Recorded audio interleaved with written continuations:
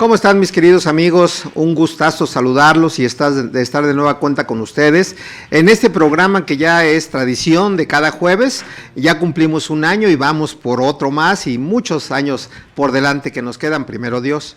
Antes que nada, saludarles, darles la más cordial bienvenida a su programa Charlas Fiscales entre Amigos, en donde hoy voy a aparecer noticiero, jueves 2 de diciembre, que el día de ayer cumplió 3 años su presidente, nuestro presidente, y creo que según él ha hecho las cosas bien, según él. Pero bueno, hablemos de lo que nos ocupa hoy. Hoy vamos a hablar de un tema interesante, que por cierto ya se publicó el día de ayer el incremento a los salarios mínimos, que ya ni les hacemos caso, pero bueno, para que lo tengan presente. Y hoy vamos a hablar precisamente de cambios fiscales que ya están publicados, que ya están aprobados, que sí hubo letras chiquitas en los contratos, o mejor dicho, en las reformas, porque en algún curso decía alguien, oye, es que hay que leer la letra chiquita de la reforma, y sí tienen muchas letras chiquitas. Pero bueno, entonces vamos a hablar, si bien es cierto, de la reforma fiscal, pero vamos a tocar varios temas. Vamos a repasar un poquito algunos tintes del reciclo, de acuerdo, que hemos dado pláticas, algunas precisiones del CFDI, algunas precisiones del Registro Federal de Contribuyentes, de temas tan importantes como es el dictamen fiscal que hoy ya se hace obligatorio para personas morales título 2 con un monto de ingresos interesante. Vamos a hablar de un concepto que también ya se está poniendo de moda, que son los esquemas relevantes, no reportables, son dos cosas diferentes, y desde luego vamos a hablar de temas puntuales como es, por ejemplo, lo que son los créditos respaldados, que tiene un efecto fiscal interesante, lo que es la razón de negocios, lo que es escisión de sociedades y algunos otros temas que vienen de la mano. Entonces, pues hoy me siento agradecido con Dios porque nos ha dado un día más de salud y también agradecido porque hay una personalidad que yo admiro mucho, que yo aparte reconozco su capacidad de intelecto, y realmente me sorprende cada que hablo con ella, y estamos hablando de la contadora Zaira García Vizcaya. Zaira, bienvenida. Muchísimas gracias, contador, honrada de acompañarlo. Gracias. Y el amigo de todos, ya como Chabelo, ¿eh? El amigo de todos. Mi querido amigo Octavio Rodríguez Espinosa. Tavo, un placer. Amigo, ¿cómo estás? Buenas tardes, bienvenidos a todos y un gusto que estés Zaira con nosotros el día de hoy. Así es. Y debo decirles que está dentro de los top en los despachos, pero no quiero ni mencionarlo porque me voy a sentir chiquitito. Entonces, yo soy un despacho ahí de bajo perfil, así lo dejamos. Entonces, vamos a empezar con algún tema, vamos a ir subiendo de nivel, si me permite. Hoy, por ejemplo, de reciclo, Zaira, Tavo, hace un par de días que dio un curso en el Estado de México, aquí en esta capacitadora en CADEFI, vinieron muchas dudas, y una de ellas que me hacían es, ¿qué efectos tendría para reciclo la parte de la adición del artículo 4, letra A de la ley del IVA, que nos habla de los ingresos no afectos, respecto al reciclo, Tavo, Zaira? ¿Algún comentario para ir abriendo boca? Recuerden, Zaira, Tavo, de que ese artículo 4, letra A, que si bien es cierto me habla de los conceptos no objeto en materia del IVA, es un tema que años atrás ya querían incluir en la ley, hoy no la incluyeron. Y el comentario viene encaminado a que si nuestros amigos, contribuyentes, empresarios llegan a tener conceptos no objeto, desafortunadamente van a pagar más IVA. Entonces, un primer comentario, Zaira, de esto. Pues sí, como lo mencionabas, este tema tiene muchos años. De hecho, en nuestra experiencia, alguna vez que tuvimos oportunidad de estar en la misma mesa que los abogados del SAT, ellos nos mencionaban esta parte. Así es. De hecho, ellos venían empujándolo desde ya hace un par de años hacia atrás, con la intención de definir realmente actos que no eran objeto. Claro. Sin embargo, bueno, vuelven a quedar muchas lagunas en ley con respecto a todos los conceptos, ¿no? Y empezando por ese. Realmente tratan de tipificar qué es un acto que no sería objeto. ¿Con qué intención? Pues con la intención de que realmente la proporción para el IVA acreditable no sea 1, ¿no? Que sea menor. Que sea menor. Claro. Entonces creo que partiendo de ahí, de la premisa que ya traía todo este punto, es interesante ir identificando cómo solitos se van poniendo el pie. Claro. Porque realmente la propuesta que ellos tenían en la mesa era muy interesante, venía muy, muy completa. Ajá. Sin embargo, bueno, creo que ya al final o a lo que nosotros tuvimos oportunidad de leer, viene muy corta, Claro.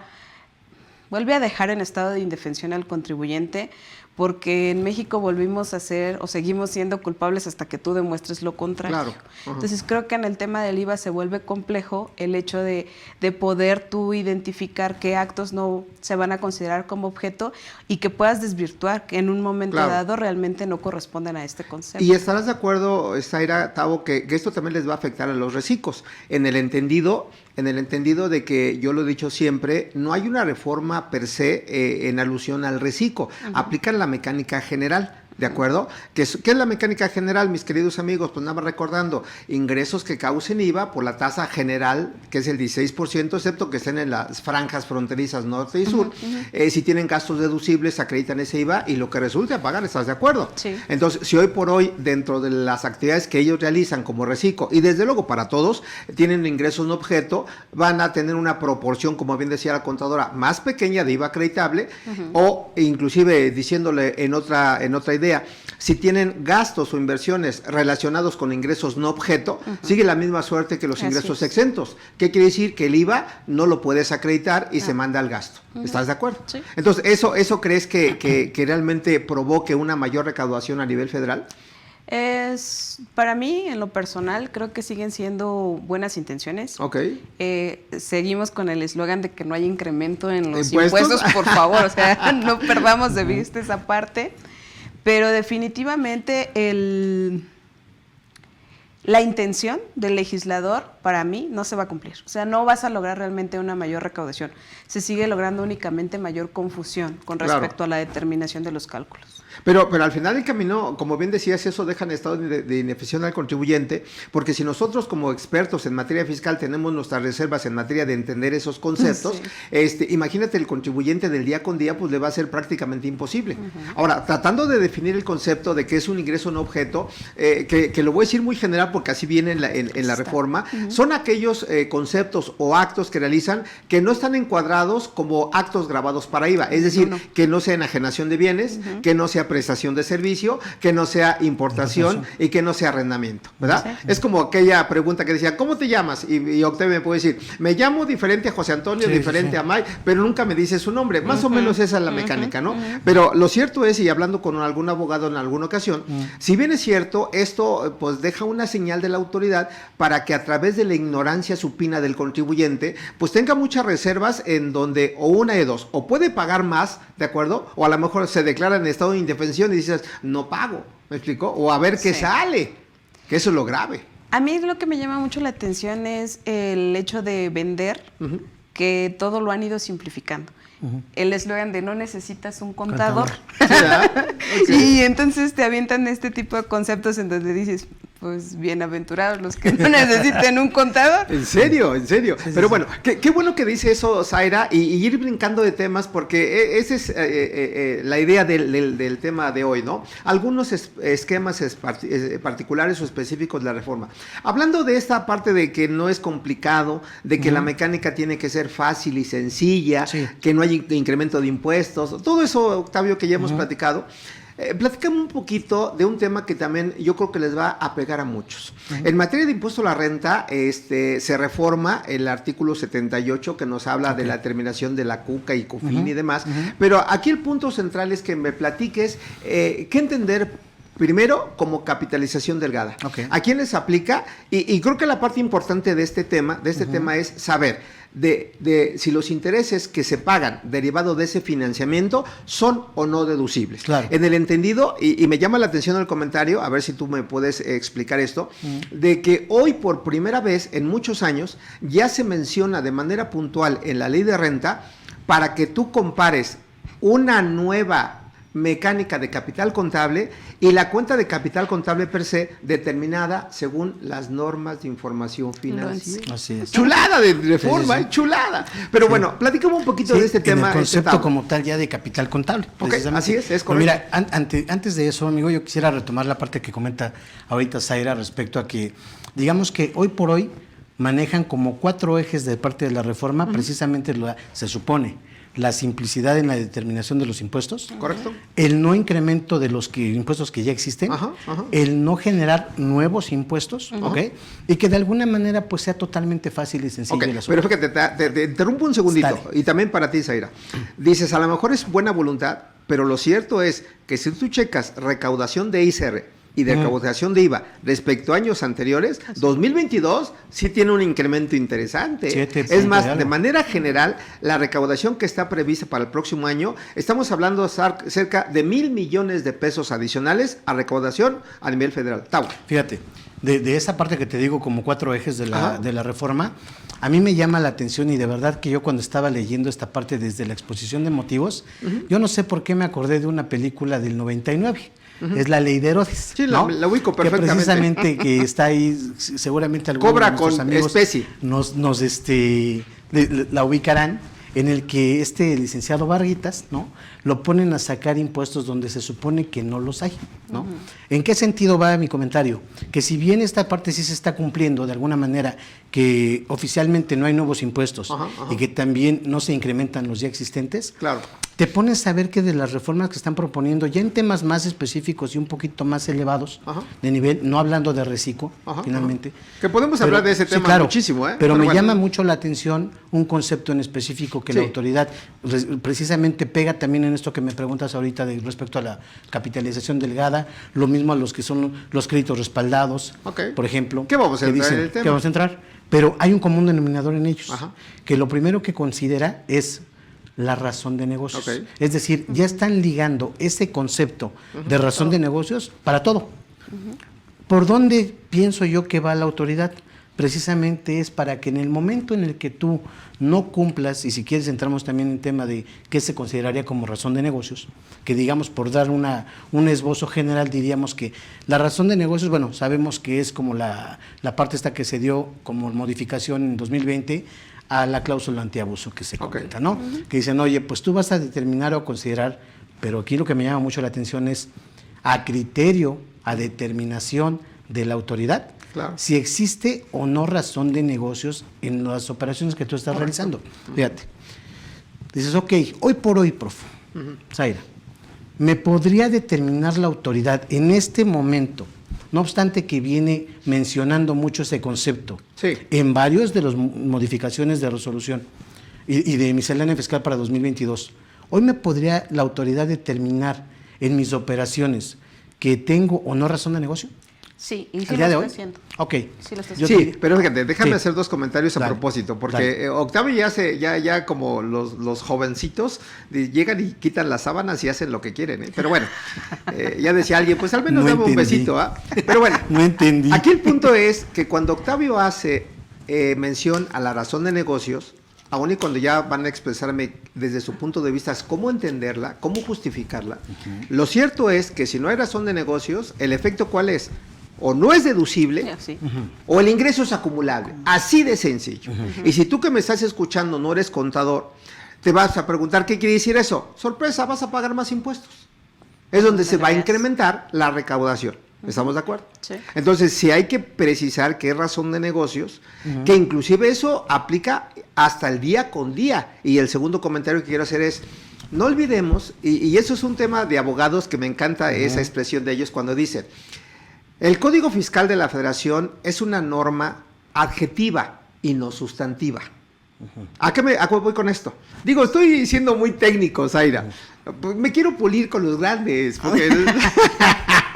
porque luego dicen que son los buenos y... Ay, vas a ver. Pero bueno, ¿a qué voy con esto? De que el código, parafraseando lo que dice el artículo 1 del código, dice, el código se aplicará en su defecto. ¿Me explicó? Es decir, no modifica una norma sustantiva, o sujeto, objeto, base, tasa o tarifa. Entonces, ¿por qué menciono esto? Porque la mecánica, Tavo, contestando tu inquietud, es que el código se aplica siempre y cuando esté vigente la norma. ¿Y eso qué puede implicar? Que se va a aplicar de aquí hacia adelante y se puede aplicar de aquí hacia atrás, porque es una norma de procedimiento. Por eso llamé norma adjetiva y no sustantiva. Me recuerda un poquito el 69B cuando decían 2014. Es que va a aplicar de 2014 para adelante, no es cierto. Te estaba revisando 2013, 2012, 2011, precisamente por lo mismo. Pero mira, déjame, digamos, retomar esa parte de razón de negocio y, digamos, enfocarlo hacia estas figuras que vamos a hablar en cuanto a modificación para 2022. Hablando, por ejemplo, de lo que son en los campos en los que hoy por hoy lo considera la autoridad, que ahorita decías, capitalización delgada. Ahí está uno. ¿No? Ese es uno. Los préstamos respaldados. Ahí está el segundo. Dices, oye, según esto, precisamente porque la autoridad ha hecho hallazgos a partir de sus revisiones, es que dice, hoy por hoy el contribuyente abusa, digamos, de ciertas situaciones. Claro. Estoy de acuerdo, vamos a pensar que, suponiendo sin conceder que la autoridad tiene esa razón. Pero me llama la atención el hecho de que hoy por hoy, si bien lo está haciendo a partir de que conoce esos hallazgos de sus revisiones, el generalizarlo para mí es un punto aparte. Y otro, el que la autoridad hoy por hoy me quiera determinar a su arbitrio, considerando, por ejemplo, la comparación para determinar si hay o no razón de negocios, un beneficio económico razonablemente esperado, el BERE, con un beneficio fiscal, con el BEFI, dependiendo cuál sea mayor, que siempre tiene que ser el mayor el económico, es cuando dice, estás en presencia, sí o no, de una razón de negocio. Pero fíjate, Tavo, yo discreparía un poquito, y creo que esa es un poquito la filosofía que hemos manejado últimamente, donde no hay que olvidar que su punto de vista de la autoridad es cumplir con su objeto. Sí. Y el objeto del SAT o de la Secretaría de Hacienda en general es recaudar. O sea, no pierdes de vista eso. Pero ¿quién debería determinar si es razón de negocio o no? No se supone que va a haber un órgano, que también estamos en lo mismo, porque estaría integrado por quién, personal del SAT y de la Secretaría de Hacienda. Totalmente de acuerdo. Mismo. Pero hoy por hoy no existe. Claro, pero no hay que perder de vista también, y yo creo que es parte de lo que les hemos tratado de transmitir a nuestros amigos en cada charla, en cada curso, cuando hablamos de un compliance, de un oficial de cumplimiento, de un control interno, de la misma auditoría y demás, que realmente los contribuyentes están haciendo o medio haciendo lo que creen que está bien. Claro. Lo cierto es que no es cierto. Ahora, terminando y dando de respuesta a tu comentario, entiéndase que la razón de negocios como concepto no viene definida en ningún lado. Así es. En ningún lado, ni siquiera a partir del 2020, porque esa la encontramos definida en una jurisprudencia.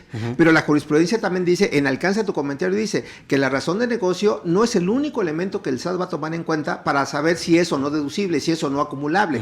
Se va a hacer de toda la información de manera integral para que a través de esa revisión, de acuerdo que es una facultad del SAT, pueda decir con certeza si procede o no procede tal o cual concepto. ¿A qué voy con eso?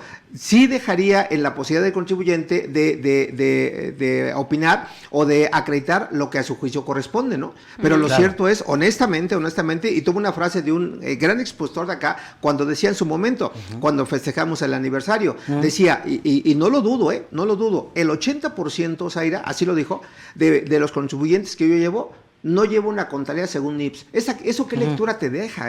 Cuando partimos del hecho de que si no está conforme a NIPS, ¿de acuerdo? En principio no sería deducible para efecto de impuesto a la renta. De entrada, ¿no? De entrada. Pero bueno. Mira, por ejemplo, ahorita, digamos, todo esto lo viene retomando la autoridad ya desde años atrás, y ahorita que comentas precisamente esas prácticas y hablando de lo que es la capitalización delegada. Sabemos, para retomar el tema, ¿sí? Sabemos incluso por las acciones BEPS, por ejemplo, en este caso es la quinta acción BEPS, en la que comentan que la pretensión es evitar el uso de prácticas perniciosas de parte de los contribuyentes. Eso es como una acción.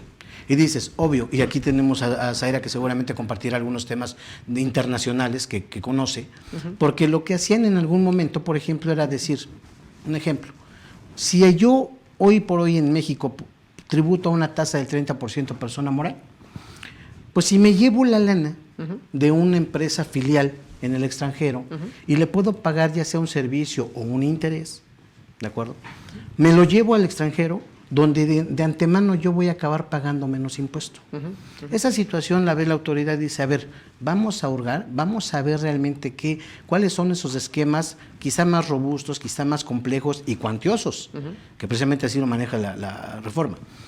Robustos, cuantiosos y complejos, precisamente para ver qué pasa con esas partes relacionadas. Claro. ¿No? En ese sentido, pregunta dos cosas. ¿Tú te has encontrado con prácticas de ese tipo? Seguramente sí. ¿Tú quieres que me dejes sin y hoy por ahí, no, y hoy por hoy, realmente la autoridad en situaciones así, ¿sí te ha determinado como tal que no existe razón de negocio? Mira, son dos conceptos completamente diferentes. Sí. Sí, hemos tenido oportunidad de tener revisiones fiscales en donde... Oportunidad, dices. Uno de los Está bien. puntos Sí. o del principal punto es la razón de negocio. Sí. Y esto fue todavía antes del 20, ¿eh? O Sí. sea, nos tocaron auditorías en donde tú decías, ¿y esto con qué razón de ser, no? Es que eso viene desde el 2015 a propósito del BEPS y a acciones propósito BEPS. de la OCDE. Sí. Que a eso iba a comentarle a Octavio. Creo que toda esta reestructura también en términos fiscales no solo es porque a alguien aquí en México se le Claro, ocurrió. no. Totalmente. Claro. O sea, Sí. realmente las malas prácticas Ujú. son internacionales, ¿eh? Totalmente. Somos viva la globalización. Y de ahí es donde realmente empiezan como a partir, oye, aquí se nos está yendo por aquí, Claro, se nos claro, está yendo de claro. este lado.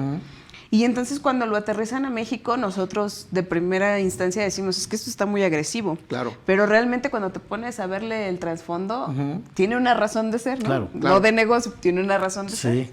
Es más, la famosa generación de valor pues viene desde de aquel lado y viene mucho relacionado con el concepto de estricta indispensabilidad Sí. que Exacto. todos damos por hecho. Ayer en Y es muy cuestionable. Claro, ayer en el curso, antier en el curso que daba de Reciclo decía, pues todo está muy bonito, deduce gasto, deduce inversión, deduce compra de mercancías, pero no has visto que vuelve a insistir de que para que sea deducible tienes que acreditar que sea estrictamente indispensable. Y uno de los puntos importantes es la generación de valor, Claro. que también viene derivado de la OCDE, del BEPS y Sí. demás, pero perdón, Zaida. No, realmente tiene de ahí, ¿no? Sí. Sí hemos tenido revisiones en donde nos han cuestionado la razón de negocio. Claro, Yo creo que en este momento va a empezar un poco más agresivo el hecho de que aterrices realmente la razón de negocio. Un momento que se definió, se dio respuesta, pasó. Nos cuestionaban un poco más el tema de si es estrictamente indispensable o no. Y que por va qué. delegado, va delegadito, ¿eh? Sí. Ajá. Y bajo como de qué manera te estás cerciorando que cumpla todos los procesos. Claro. ¿no? Afortunadamente, donde yo lo vi, la compañía tenía todo, ¿no? Las bitácoras, tenían Ya. los correos, tenían toda esa información.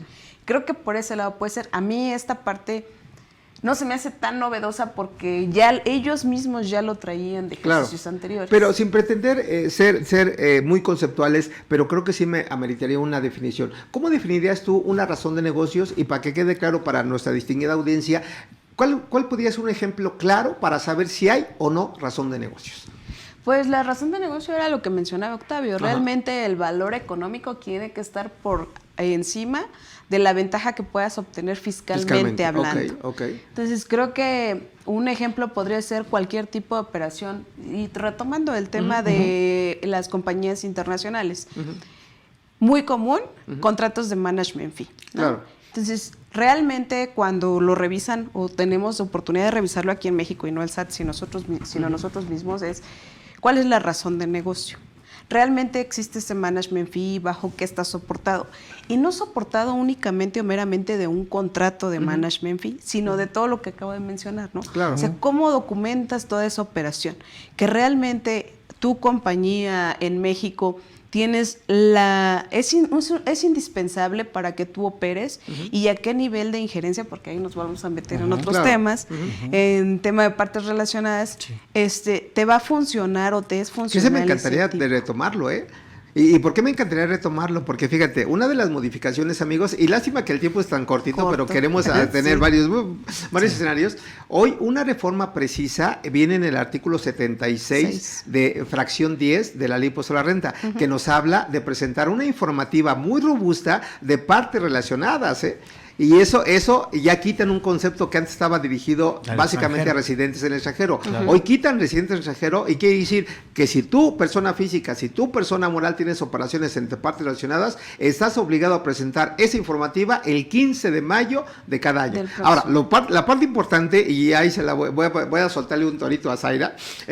Zaira, eso entra en vigencia 1 de enero del 2022, para presentarla el 15 de mayo de 2022 o el 15 de mayo del 2023. Es un punto que no está definido, sin Ajá. embargo, como Bien, me sea- encanta eso, o sea, pero bueno, Sin padrísimo. embargo, como se ha venido definiendo o como Ajá. se ha venido tomando de manera general, y realmente Ok. no es que nosotros tengamos el deber Claro. ser, es ejercicio cerrado vigencia a partir del 1 de enero de 22 para presentar en mayo del 23. Okay. Sin embargo, yo antes de eso retomaría el hecho de que esa informativa no es tan del todo nueva, ¿no? Ajá.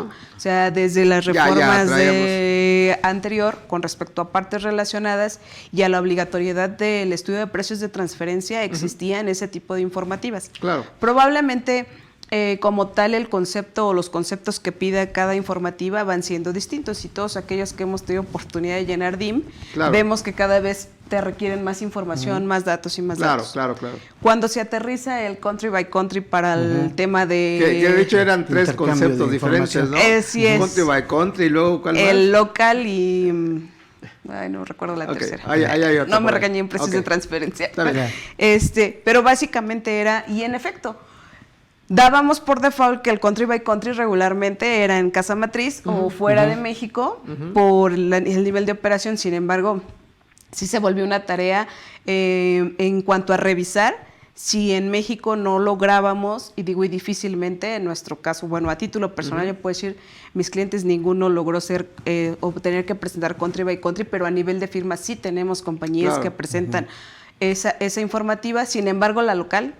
Sí, ¿no? Sí, o sea, sí. ahí no hay para más. Correcto. Todas las modificaciones que salen a concepto de precios de transferencia, tanto en renta como en código fiscal, vienen encaminadas a lo mismo, ¿no? Así es. Por eso decía, la intención del legislador sigue siendo recaudar, y eso no lo podemos discutir, pero cuál es realmente todo el trabajo que se nos queda de este lado. Totalmente de acuerdo. Pero para ir cerrando escenarios, Tavo, entonces estamos hablando de la capitalización delgada, ¿qué es, cómo se calcula y en qué consiste la reforma? Y te decía, o te preguntaba, si es o no deducible el pago de intereses. Claro, pues básicamente precisamente partiendo de que muchas empresas del grupo, ¿no? Lo que realizan, ya sea intercompañías de grupo o filiales o partes relacionadas, lo que hacen precisamente con el afán de erosionar la base tributaria, pues llegan a prestarse cantidades importantes. Correcto. Y en un momento dado que esas cantidades, la idea precisamente es que no sean excesivas, para que yo de alguna manera no tenga esa posibilidad de disminuir la base tributaria. Claro. Hoy por hoy lo que me dicen es, ok, finalmente va a estar topado. Que inclusive se podría entrever, Sí. bajo la pregunta que le hacías a Zaira, operaciones internacionales, de que era un mecanismo para sacar dinero impresionantemente, ¿eh? Es que, ¿No es cierto? de Porque hecho, obviamente yo genero ese apalancamiento, ese préstamo, pago intereses bajo la base gravable en México y finalmente el impuesto se diluye. de hecho, por ejemplo, un ejemplo que tenía la exposición de motivos para el año 2020, Ajá. que se topa a 20 millones de pesos Ajá. el pago de intereses, Ajá, y lo que exceda ya no va a Claro. ser deducible, era precisamente el que ponían, que tú, por ejemplo, decías, aquí tributo, lo que decía hace rato, tributo al 30% en la tasa impositiva aquí en México para persona moral. Si yo hasta antes de 2014 me llevaba ese dinero a las Islas Canarias, allá pagaban el 4%. Claro. Sí, Entonces, sí, sí, sí. ¿cuál era el juego propiamente? Y es muy sencillo. Que decían, oye, si yo tengo una filial en el extranjero y digo, yo le voy a pagar algún servicio, ya sea de financiamiento, o le voy a pagar algún servicio que ella me presta, Claro. simplemente lo que hago es, me llevo este dinero al extranjero, me va a aplicar lo que es la facturación de parte de él, porque se supone que es un servicio que yo debo de pagar, y simplemente que aunque ella pague un 4% de eso, Claro. ya con eso bajé mi base Sí. tributaria de este. Sí. Y para este año y el siguiente. Claro. ¿De ¿Sabes acuerdo? cuál es el punto ahí? Que en efecto sí han existido abusos y entiendes todos los candados, pero quienes no abusan y quienes realmente Exactamente, operativamente sí. requieren ese financiamiento, cuando tú hacías el cálculo y me tocó, y hacías el comparativo, que es donde viene enfocada Sí. la reforma, ¿no? Sí. Oye, tu capital social, ¿no? Y el capital social hoy te dice, tiene que estar conforme a NIPS. a la a NIP 11, ¿no? Sí, Que nadie lo hace, pero bueno.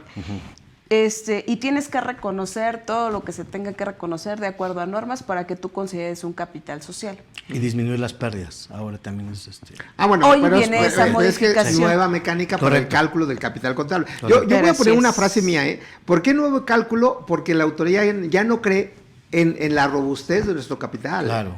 Claro. Sí. Porque la idea era que tuviera relación nuestro capital con la CUCA, con la Claro. CUFIN, Pero con no la era. UFIN, con la No. UFINRE, en fin, pero bueno. Ajá, termina No, tú. y ese era mi punto. Realmente sí tenías compañías que tenían un capital social así de pequeño Ajá. y unas cuentas fiscales de este tamaño. Sí. Así es. Cuando tú tomabas la opción de hacer cálculo de capitalización delgada por cuentas fiscales, Sí. Fíjate, como buenos contadores... Ahí no se tienes iba. problema. Claro, Sí. como buenos contadores, fíjense, hoy exactamente contesté una consulta de un cliente, que es la siguiente. Es una persona moral que requiere un préstamo de 8 millones de pesos. 8 millones. Su capital contable de la persona moral empieza con un capital social de 50,000, que nunca ha modificado. Como todo Y mundo, ¿no? utilidades o pérdidas muy grandes, utilidades muy chiquitas. Pero bueno, entonces se lo va a prestar un amigo o persona física, entonces pues hicimos el contrato y demás. Y va a pagar un 8% de intereses al mes. Vayan sacando números como Al contadores. mes. al mes. Al mes, 8% de ese préstamo de 8 millones. De 8 millones. Y aquí varias preguntas. ¿Estaría en capitalización legada? Primera pregunta. Segunda pregunta, ¿esos intereses que va a pagar son deducibles o no? Y la parte más importante, pese a que puedan no ser deducibles, ¿cuánto retengo de impuesto a la renta, Zaira, de la persona moral a la persona física? Y lo más importante, si causa IVA o no. Claro. Por eso son temas interesantes. Y eso es una operación real Y hoy. ahí te preguntaría, fíjate, lo A que ver, a ver. comentabas tú, Zaira. Esa operación como tal, Toño, ¿es real? Es decir, la empresa sí lo requiere, sí va a ser una Sí. situación que ocupe Claro. para el día a día, por supuesto. Si no, no puedo por operar. Y ahí supuesto. está la razón Ahí de las consecuencias que lo que tú negocios, acabas de claro. comentar, en todo prácticamente nada va a aplicar. Lo A que ver, tú pero dices. Ejemplo. así que paso por paso. Listo. ¿No? Vas, ¿Es capitalización delgada, sí o no? ¿Y sí, por qué? Sí, pues al final ¿Por de qué? cuentas Porque va... la mecánica, ¿cuál es? Sí. Que el pasivo sea mayor a 3 veces el El capital capital. contable, Si lo no el tiene capital no, social. no. Bueno, Pero ¿de entonces sí cuánto caemos tiene en su capitalización capital? Sí, delgada. claro. Sale. Ujú. ¿El interés que paga es deducible o no? No. No. Pues no. No, Porque porque no el lo va a préstamo va a rebasar, pero por mucho el Sí, capital. sí. Entonces, échenle número. ¿Cuánto Claro, es el 8% de 8 160,000 millones? pesos. ¿De acuerdo? Mensuales. Ahora, multipliquen eso por el 30%, que es el efecto de la no deducibilidad. ¿Estamos de acuerdo? No, 640,000 pesos. Sí, sin embargo, el contribuyente lo va a hacer. ¿Me No explico? tiene opción. No Tiene tiene que opción, operar. no Sí. tiene opción. Sin embargo, fíjense, y es donde mi jefe siempre me admira con la siguiente frase, Zaira, me dice, no me digas que no se puede, Toño, dime cómo sí se puede. Ahora, yo te diría, ya se va a hacer el préstamo, ¿cómo sí hacer deducible ese interés en caso que se pague, o ese dinero, ese bit que se va a pagar? ¿O qué posibilidades hay para no estar en capitalización delgada? Pues Pero el pues, recurso, de hecho, ya lo va a recibir en estos días, ¿eh? Sí. 8 millones de pesos. Pues podría ser a lo mejor una aportación y con una cantidad por prima en colocación de acciones. Por ahí va, modificar la parte corporativa, la Claro. parte social, y a lo mejor sí hacer una aportación para futuros aumentos de capital, Sí. una aportación directa, no sé. Pero fíjate, el comentario también respecto a lo de la razón de negocios te diría, hoy por hoy la autoridad dice, en ese caso dices, palabra que sí es real y que así voy a funcionar, Claro. pero ¿qué crees? Que no va a checar precisamente con esos conceptos. Así es. Si entra en capitalización delgada, no va a ser deducible los intereses y además, con la modificación que viene para el otro año, todo ese excedente que se tenga de los intereses se va a considerar como dividendo. Sí, claro. Sí. Y te va a pegar tanto a ti, per se, como persona moral, Claro. de que no puedas deducir los intereses. Y a ti como persona física, como por la parte de los dividendos Claro. que te van a retener. Así es. Para que vean, mis queridos amigos, que si le rascamos en cualquier tema hay mucha tela de donde Claro. cortar. Lo cierto es que yo diría, para juzgar al que está enfrente, primero júzguense ustedes. ¿A qué voy? Revisen su contabilidad, revisen sus finanzas, revisen sus estados de cuenta, revisen todo, porque yo siempre he dicho, y a lo mejor coinciden o no conmigo, podemos blindar a la empresa, pero también hay que blindar a los socios y Claro. accionistas, ¿no es Sí, claro. cierto? Porque de lo contrario, por ahí pueden venir los grandes problemas. Pues ¿Se sí, entendió? sí. Entrando en otro tema, Zaira, que esta pregunta sí me gustaría hacértela a ti o que me des tu punto de vista. Fíjate. Y digo porque pues ustedes ven cuestiones un poquito más finas, más precisas. Hay una reforma al 69B del código donde se está poniendo otra causal de operación inexistente. A mí al leerlo me llamó mucha la atención, sin embargo quisiera escuchar sus puntos de vista. Me dice que se va a considerar como una operación inexistente cuando yo emita una factura, agrego de CFDI ingresos y a la persona que se la dé, ¿de acuerdo?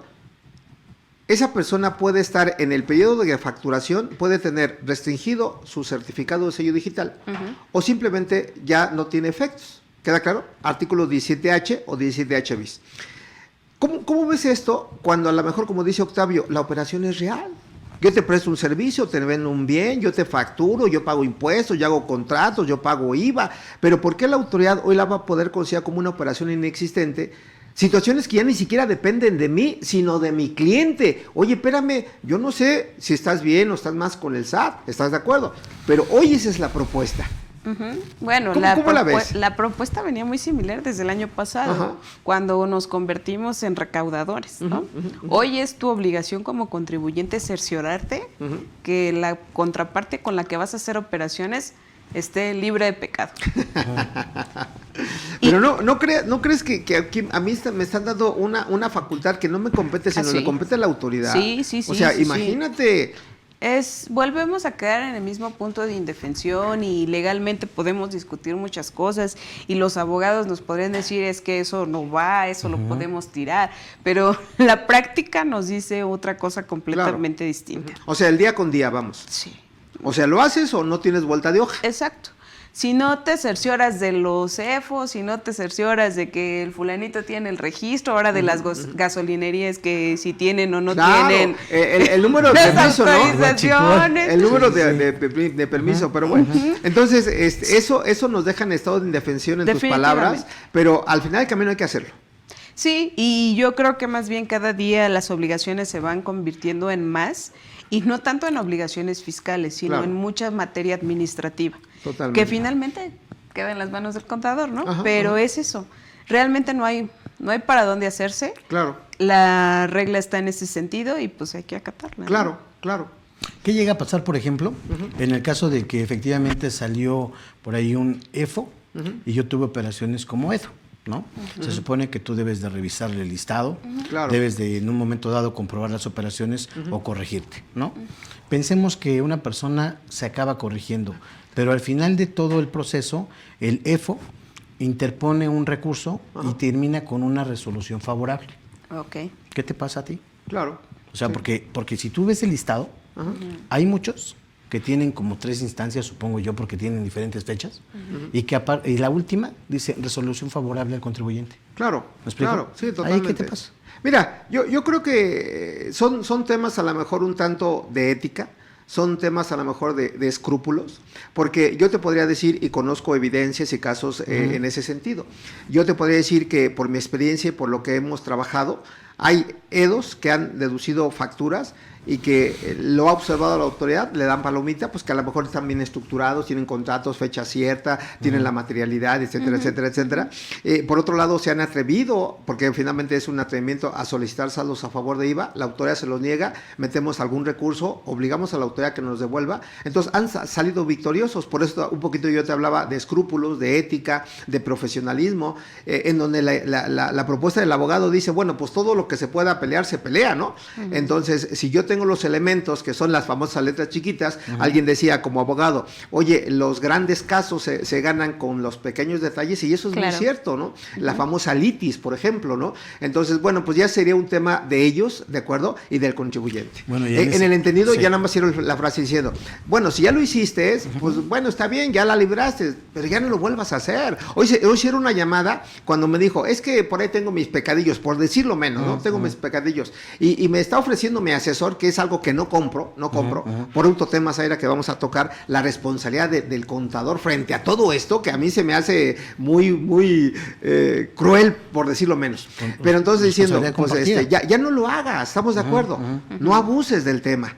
Porque alguien decía, hablando por ejemplo, sin salirme del contexto, de la subcontratación en su momento, que fue mucho negocio, alguien decía abiertamente, mira, pues no pago ni renta, no pago ni IVA, ni pago las retenciones de ICR. Oye, pues también no abuses, ¿estás de acuerdo? Sí, definitivamente. Las retenciones, pues al menos págalas, porque no es dinero tuyo, es de tus trabajadores o de tus personas que te ofrecen un servicio personal, etcétera, etcétera, ¿no?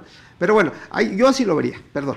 Listo. Y en ese caso, por ejemplo, en la parte de la responsabilidad del contador para el siguiente año. Bueno, mira, yo lo veo delicado, muy delicado, Tavo, porque como bien dice Zaira, todo esto ya nada más es consecuencia de. Y lo digo porque ya hay responsabilidad solidaria en el mismo código, cuando me dice, si a través de un contrato de prestación de servicios, que eso no es reforma, ya viene. Si a través de un contrato de prestación de servicio, tú profesionista, dejémoslo ahí, ¿de acuerdo? Profesionista, tienes conocimiento de que tu cliente está realizando una comisión de un delito, eres responsable solidario. ¿Estamos de acuerdo? Sí. Ahora, ¿qué se agrega con esto? Que realmente es para asustarse. Yo, por ejemplo, me temblaría la mano firmar a partir del 2022 un dictamen. Me temblaría la mano. Claro. Porque ya me están dejando una función de Ministerio Público. Así es. ¿Por qué razón? Porque yo tengo que denunciar a mi cliente que me está pagando, Zaira, me está pagando un honorario por hacer mi trabajo, si encuentro anomalías en materia fiscal. Que la puerta está muy abierta. De un delito, está sí. muy abierta. Yo te podría decir, no presentar una DIOD es una anomalía, no presentar la contabilidad electrónica es una anomalía, por decirlo menos, ¿no? No presentar una declaración anual es una anomalía, ya que si tú metes deducciones falsas o otra, ya es otra historia. Ahora, con esto, el 96, fracción tercera del código me dice, se te va a tipificar un delito de encubrimiento a ti, contador, si no denuncias ante el SAT cualquier situación de irregularidad en materia fiscal, y lo peor, cuando estés en presencia de un posible delito fiscal, de un probable, inclusive así lo mencioné, probable. Y lo platicaba con un abogado. Un juez se puede tardar días, semanas, meses en definir si es o no delito, Zaira.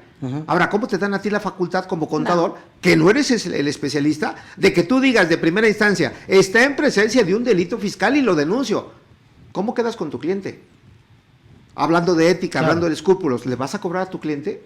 Porque finalmente, oye, Claro, te ponen entre la espalda y la te pared. ponen entre la espalda y la pared. Para mí es un tema más que delicado. Claro. Esa es mi opinión. Y, por ejemplo, también ligado con algunos aspectos de modificaciones, por ejemplo, en el caso de reestructuraciones corporativas, ¿no? Que te dicen, a ver, ¿para dónde va esa parte? En conocer realmente cómo se llevan a cabo todos esos procesos para buscar un beneficio fiscal y conocer quién realmente va a tener el control de esas empresas. ¿Listo? Claro. Ahí, por ejemplo, dices, oye, también tienes una responsabilidad tú como dictaminador. Claro. Porque finalmente es una operación natural. Bueno, la puedes ejercer. Que tú busques en un momento dado optimizar la carga, yo creo que eso no está prohibido. Sin embargo, la autoridad lo que pide es hacer una anomalía. Cuando tú realmente estás buscando un beneficio. Para No. parte de la autoridad lo que pretende es eso. Bueno, mira, mi punto de vista, y a reserva de lo que puede opinar Zaira, yo creo que todo se puede hacer. Es como cuando un médico nos dice, tú puedes comer todo, pero con medida. Igual las empresas pueden hacer todo, pero con razón de negocios. Una reestructuración corporativa, como dice Octavio, es venta de acciones al costo fiscal, que está permitida en el artículo 24 de la ley de renta. Así Pero es. ¿qué me dice la autoridad? Procede a que hagas la venta de acciones a costo fiscal. Costo fiscal, amigos, ¿qué quiere decir? Que si el precio de venta, si el costo es 100, yo lo vendo a 100 y finalmente anulo la utilidad. ¿Estás de acuerdo? Pero ¿cuál es la condición? Que haya razón de negocios. Entonces, por ejemplo, tengo un caso ahorita de hecho, en Campeche, que me está diciendo, mira, yo ya soy el papá, soy la mamá, ya me siento cansado, ya quiero ver mis hijos, ya quiero ver mis nietos, ya quiero tener calidad de vida, ya quiero ver otras expectativas, salir de viaje, en fin, muchas cosas. Eso para mí es una razón de negocios, ¿estás de acuerdo? Porque al final del camino yo preguntaría, ¿para qué trabaja uno? Para tener una calidad de vida decorosa, ¿no es cierto? Sí. ¿De qué te sirven los millones y millones y millones si estás enfermo, si estás tirado en cama y demás? Pero bueno, ¿a qué voy con esto? Yo justifico la razón de negocios. Número uno, está donando las acciones. Está dejando el control efectivo de la empresa. ¿Sí me explicó? Está buscando alternativas de otros negocios, a lo mejor de más bajo perfil, ¿no es cierto? Hoy mucha gente se dedica, por ejemplo, a vender artesanías en internet. Muy bueno, se distrae, hace lo que quiere y no pasa nada. Yo creo que si lo haces de manera escrupulosa, en apego a la ley, no pasa nada. El problema es cuando quieres abusar. Que eso se daba mucho en materia internacional. Venta de acciones. Operaciones intercompañías, el famoso BEPS, ¿no? Erosión de la base gravable. Sí.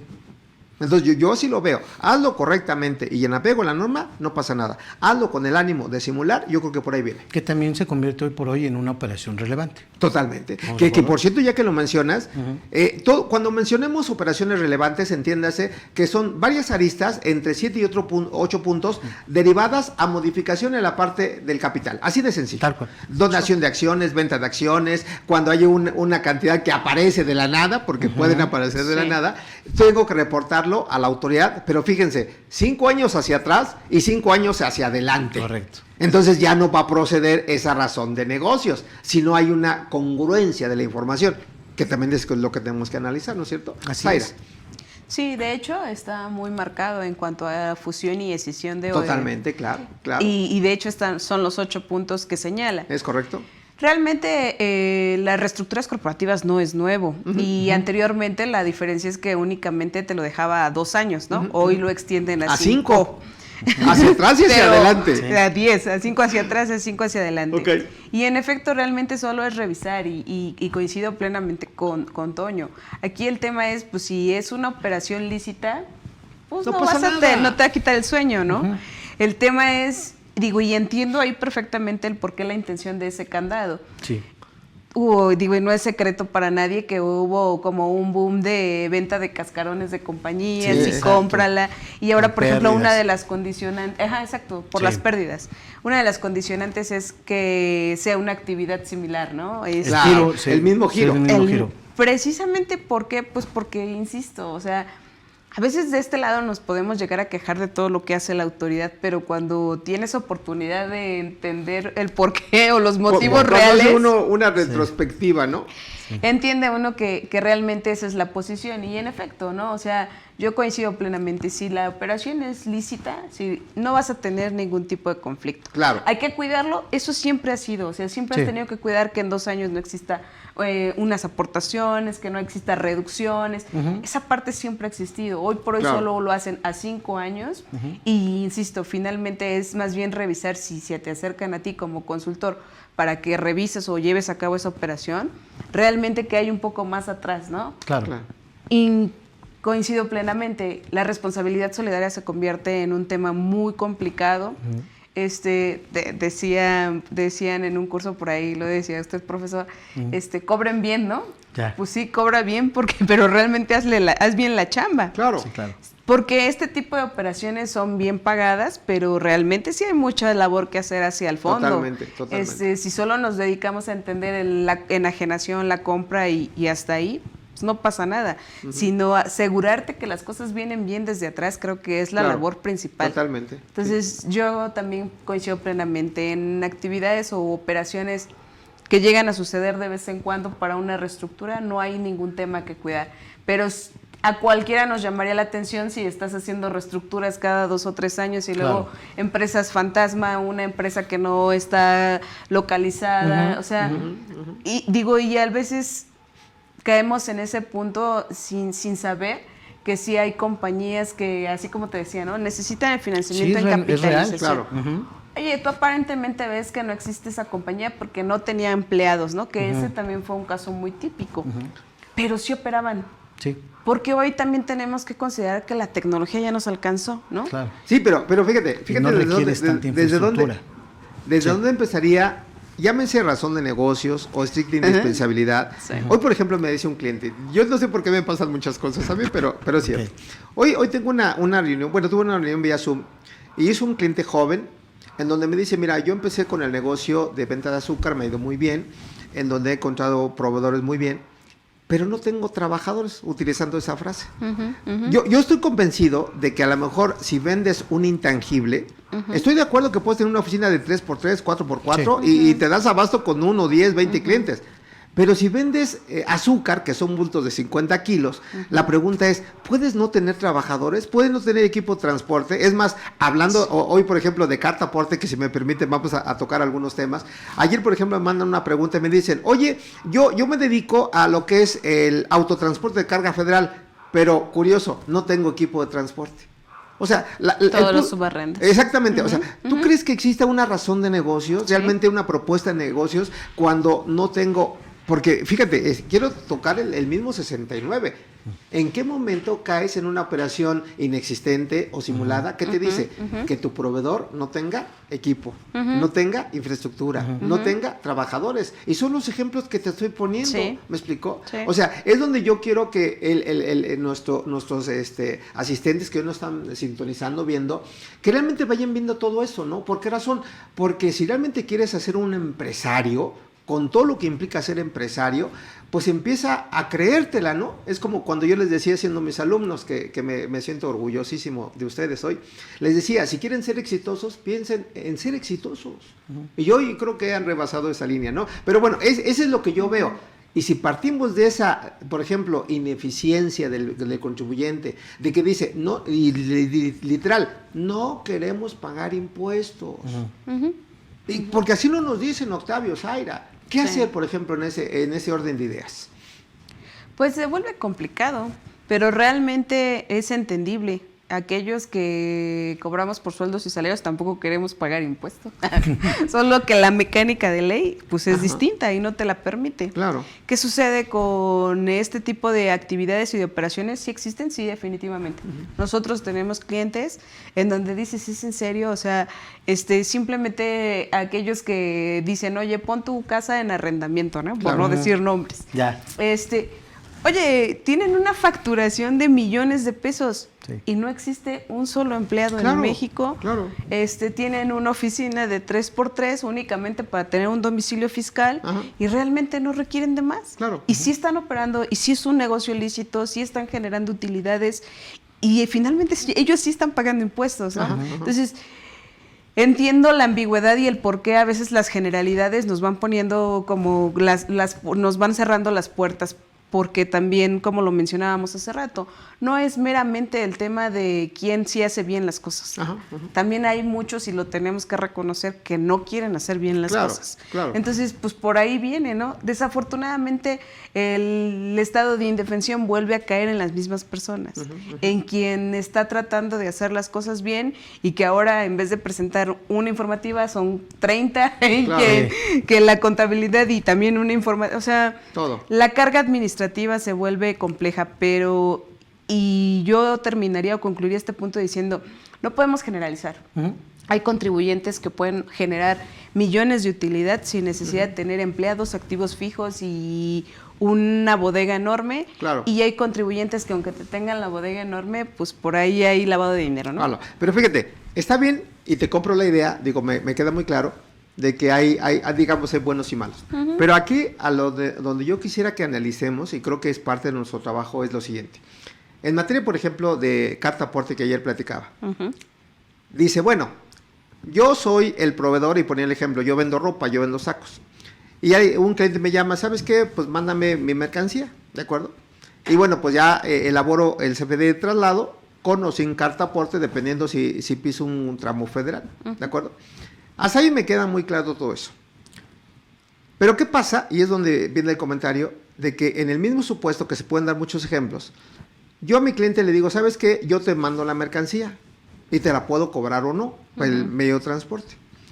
Pero no tengo equipo propio, pero sí vendo el servicio o sí ofrezco el servicio y lo subcontrato con un tercero.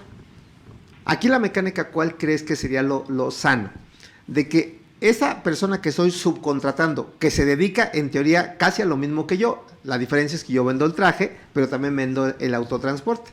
Pero como no tengo equipo, subcontrato. Entonces la pregunta es, ¿qué pasaría en materia fiscal si ese tercero me factura mi autotransporte y yo vendo autotransporte? No sé si queda claro el comentario, porque lo que yo les sugeriría, si quieren hacer eso, que están en su decisión, de que el tercero no te facture a ti, sino me facture directamente a mi cliente. ¿Estamos de acuerdo? Que tú no evitar la pagues triangulación. Y lo menciono un poquito, Zaira, porque también no hay que olvidar que un tema que está vigente, que ya está aprobada la reforma, es precisamente el tema de servicios especializados. Y de hecho, nada más por dejarlo ahí, y si quieren vamos a atender algunas preguntas de nuestros amables asistentes. Un punto importante de todo esto es el famoso REPS, la prestación de servicios especializados. Y a propósito de la carta aporte, vea cómo lo dice la regla miscelánea, Tavo. Dice la regla 2719. Servicio de autotransporte de carga y especializada también. Entonces ya también está recogiendo el tema de especialización. Y lo menciono, Zaira, Tavo, porque si caemos en el 15 letra D del código, pues inclusive estamos trastocando de entrada la no deducibilidad si facturamos el mismo objeto social. ¿Están de acuerdo? De hecho, así lo marca, sí. Y es muy por otro común lado, que también, perdón, Sí, sí, tratándose sí. de lo que son los transportistas, Sí, sí, a sí. veces los rebasa el trabajo, la carga de trabajo, Ajá, y sí subcontratan, ¿eh? Sí, no, es muy digo, común. me queda claro, pero yo al menos, ¿qué diría? Si quieres ser autotransportista, pues por lo menos ten un camión. De ahí el nombre de hombre camión, que Sí. para nosotros, algunos clientes, lo hemos trabajado, Claro. Tavo. Pero ¿cómo quieres empezar sin nada? Claro. ¿Estamos de acuerdo? Pero bueno, si les parece, vamos a ver algunas preguntas o Listo, claro. comentarios. Dice Julio Barrios, buenas tardes. Saludos al maestro José Antonio y a los ponentes. Gracias, Saludos. Julio. Dice René Jiménez Islas. René es ya ¿Es de casa? cuate de toda Ya. la vida. Ok, dice contador público José Antonio González Castro, Octavio Rodríguez, licenciada Zaira García.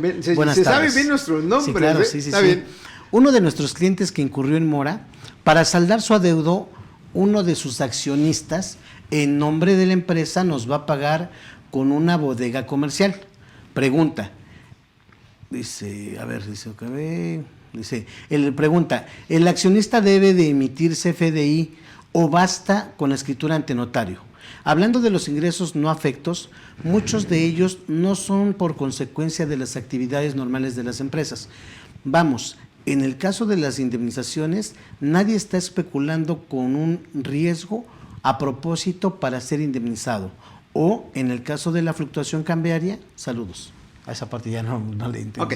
Que si Primera empezamos parte. de reversa, Sí, ahí, sí. dice como la canción de reversa. Ok. Aquí de bote pronto, y así fue una pregunta que me hicieron. Hablando de IVA, Zaira, Octavio, ¿la fluctuación cambiaria es base de IVA, sí o no? Punto. No. Ya sea a favor o a cargo, ¿eh? ¿Sí o no? No. No. No. Y lo veo con duda a ustedes mismos, pero ojalá. Amigos, Es yo que lo no he debe. defendido 1000 veces. La fluctuación en cambios, René, empezando al final, no es base de IVA. De hecho, contablemente juega parte del RIF, resultado integral de financiamiento, Así ¿de es. acuerdo? Y cuidado con este tema, porque hay una reforma en el artículo 8 de la ley del impuesto a la renta, en donde tanto la ganancia como la pérdida en cambios la debes de determinar, desde luego, al último día de cada mes, tomando en cuenta el tipo de cambio que publique el Banco de México. Sí, ¿Estamos para de acuerdo? no... Quitando el efecto de los tipos de cambio corporativos. Claro. Sí. Porque a decir de la autoridad, con esa reforma Se abusaba. se estaba acumulando menos ganancia en cambios. Y adicional a eso, al tema que tocábamos hace rato con respecto a capitalización delgada, fluctuación cambiaria también se considera parte de los intereses. Claro. Pero bueno, Sí. ahí está un primer comentario, René. Segundo comentario. Dices, oye, la venta del inmueble del accionista a la persona moral, yo diría, salvo la mejor opinión de los presentes, de que si eres una persona física con la única obligación de accionista, no tienes por qué emitir un CFDI por la venta de un inmueble. Acá hay una regla miscelánea que ahí sí te debo el número de regla, no me la sé de memoria, que dice que el fedatario público tiene que hacer un complemento del CFDI acreditando realmente la venta de esa operación. Ahora, no pierdas de vista que estarías en presencia, y voy a ser muy técnico, René, en el título cuarto, capítulo cuarto de la ley de impuesto a la renta, enajenación de bienes inmuebles, Así es. en donde el notario, dependiendo el monto que tienes que sacar un avalúo, ¿de acuerdo? Y más si no hay flujo de efectivo, porque es parte relacionada, tienes que sacar un avalúo y desde luego determinar la ganancia o pérdida por venta de ese inmueble. ¿Estás de acuerdo? Así es. Así de sencillo. Y la parte del segundo, Bien. Perdón, ahí nada más para ya. hacer una precisión adicional. El avalúo es importante porque volvemos a quedar lo mismo, ¿no? El bien tiene que estar valuado a precio de mercado, Claro, para sí, que correcto. no haya un abuso, ¿no? Nada Así más es, como que precisión. también en esa parte del concepto de precio de mercado, también cuando vas a realizar operaciones por intereses, ¿no? Que los vas a pagar, también debes de considerar el precio de mercado. Claro, para todo prácticamente y no estar simulando la Realmente operación. por eso Pero, viene el sin embargo es estudio. un tema interesante, Tavo, Zaira, porque muchas veces el contribuyente o no lo sabe o no lo quiere saber o no lo entiende. Y te digo esto por lo siguiente. Tuve una reunión apenas con un cliente y me dice, fíjate, compré un inmueble, hablando de inmuebles, y lo compré en 3.3 millones de pesos. Ya. Entonces, el avalúo, Zaira, me resulta que es 4.3 millones de pesos, o sea, un milloncito más. Y dice, yo tendría problema, le digo, pues, ¿quién eres tú, el comprador o el vendedor? Porque hay que ver esa Claro, parte, ¿no? claro. Hay que ver esa parte. Dice, no, pues yo soy el comprador, ¿de acuerdo? Entonces, le digo, pues ten mucho cuidado, ¿por qué razón? Porque si tú eres el comprador, llegado el momento, la autoridad te puede adjudicar un ingreso por adquisición de bienes. Sí. Claro. ¿Estás de acuerdo? Sí. Sí. Y el notario, pues desde luego estará muy presente de que si tiene esa referencia de avalúo, te va a considerar esa diferencia como como parte del ingreso. Sin embargo, tenía una primera ventaja el vendedor, que como era casa habitación, de 3.3 a 4.3 pues, prácticamente se va limpia de impuesto a la renta, ¿no? Porque es un ingreso exento. Que también el comprador ahí tendría una afectación, independientemente de lo que acabas de decir, en el momento en que pudiera venderlo, va a comprobar un costo comprobado de adquisición menor.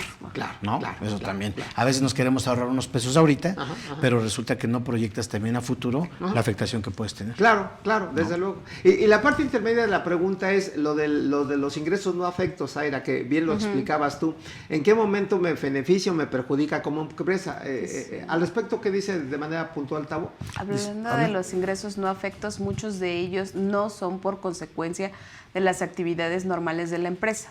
Vamos, en el caso de indemnizaciones, nadie está especulando con un riesgo a propósito para ser indemnizado. Pero lo cierto de esto, René, es que al tener una indemnización que efectivamente es un ejemplo de ingresos no afectos, eso se tiene que facturar, se acumula para efectos fiscales, pero te juega como ingreso no afecto en IVA. Y si tienes gastos e inversiones derivados de ese ingreso no afecto, ese IVA no es acreditable. Y si no lo identificas, como bien decía Zaira, recalcula tu proporción de IVA acreditable, se va a hacer más chiquita la proporción y el IVA va a ser menor el acreditable. En consecuencia vas a pagar más impuestos, mi querido René. ¿Estás de acuerdo? Correcto. Sí. Esa es la mecánica, ¿eh? Ahora, también no hay que olvidar, y creo que tú puedes estar en ese supuesto, de que operaciones que se hacen a nivel internacional que puedan estar concretadas en México, también es un ingreso no afecto, ¿eh? Es como decirte, mira, yo voy a comprar tela, que es muy común, Tavo, Zaira. Compro tela en China, ¿me explicó? Pero en Estados Unidos está mi cliente. Entonces, ¿qué le digo a China? China manda la tela a Estados Unidos. No entra a México, no causa IVA, no pago los impuestos de importación, pero finalmente se acumula el ingreso, pero es un ingreso no afecto. ¿Por qué razón? Porque no está grabado por IVA. Entonces, cuidado, René, porque también te puede pegar por ahí. Es más, les dejo eso que me encanta hacer. Desde mi punto de vista, y yo creo que Zaira externará su punto de vista, el anticipo de clientes per se es un ingreso no afecto a IVA. Escucha bien esto, ¿eh? El anticipo de clientes, ¿eh? Porque yo nada más te diría, ¿entra en enajenación de bienes? No. La misma autoridad que ha dicho, anticipo de clientes es cuando no conozca o el precio, o la cosa, o los dos. Y es más, contablemente hablando de NIPS, y tú conoces muy bien la NIPS, de acuerdo a la NIPS C9, ese es un pasivo, ¿no es cierto? Sí. Contablemente es un pasivo, cargo a banco con abono al pasivo, ¿me explicó? Entonces, la autoridad tiene su postura y muy respetable, lo considera como ingreso acumulable, dice que causa IVA, dice que lo debo de facturar, pero a mi gusto, el anticipo de clientes es un ingreso no afecto. Al igual que el depósito en garantía, hablando de contratos, que eso creo que no hay tema de discusión, estamos de acuerdo, pero bueno. Entonces ya contestamos la pregunta de René. Muy buenas preguntas, René, gracias. A ver si hay alguna otra, mis amigos. Dice Javier Hernández. Buenas tardes. ¿No es el Chícharo? Buenas tardes, maestros. Buenas tardes. ¿Qué pasa con el IVA en reciclo, persona física? Gracias por sus comentarios. Básicamente. Ahí sí, expláyate, amigo. No, básicamente el IVA como tal no tiene ninguna modificación. Pero cuidado. Sí. Nada más deja precisar para contestarle bien a Listo, Javier Hernández. Lo vamos a dar por amistad como Chicharito. Ya estás. Para ejemplo de hoy, para que se sienta famoso él y nosotros. Que por cierto, debo decirles, no sé si estoy bien o mal, su asesor, digamos, espiritual es mi amigo del Chicharito y gana una lanita. Pero bueno. Ya. Y en dólares. Fíjate, Tavo. Listo. Nada más retomando un poquito, que si no mal recuerdo, los transitorios en materia de reciclo, y por ahí creo que es el transitorio 11º, donde dice que las personas que estuvieron tributando como RIP en este año, y tengan todavía una holgura para seguir como RIP con los beneficios, pueden aplicar los estímulos fiscales de la Ley de Ingresos de la Federación. Artículo 23. ¿Eso qué quiere decir en materia de IVA? Y a lo mejor es donde viene el comentario un poquito más extenso. ¿De acuerdo? Que puedes aplicar un porcentaje de IVA ad hoc al sector económico y una reducción de IVA. Claro. Entonces, dependiendo, mi querido Javier, cómo tú elijas, porque no hay que olvidar que reciclo es opcional. ¿Estamos de acuerdo? Para las personas físicas. Para las personas físicas. Entonces, si tú te vas como reciclo persona física y estás trabajando hoy como RIP, puedes tener ese beneficio de los transitorios y pagar un IVA muy chiquito. Si no te vas a ese beneficio, pagas el IVA prácticamente al 100%, porque la ley del IVA no tuvo cambios en materia de reciclo. Tan. Es correcto. ¿Estamos de acuerdo? Únicamente para RIF. Únicamente. Nada más. Únicamente. ¿De acuerdo? Listo. Venga.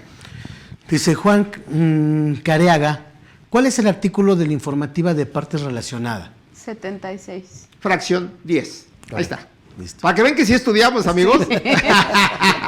Eso es padrísimo. Sí. Sale. David, buena tarde, maestros, buena tarde. ¿La capitalización delegada aplica en los préstamos que se obtienen con el sistema financiero? Fíjate que hay una restricción ahí. Ajá. Muy buena pregunta, Sí. David, muy buena pregunta. Sí. De verdad que hoy me siento, yo creo que, como decía al inicio, me siento bendecido, fabuloso, porque aparte de que disfrutamos el tema, de ahí el nombre de Charla Fiscal entre Amigos, y hoy con la presencia y nos engalana el cuadro Zaira, por todo, su conocimiento, su sabiduría y bueno, su porte impecable.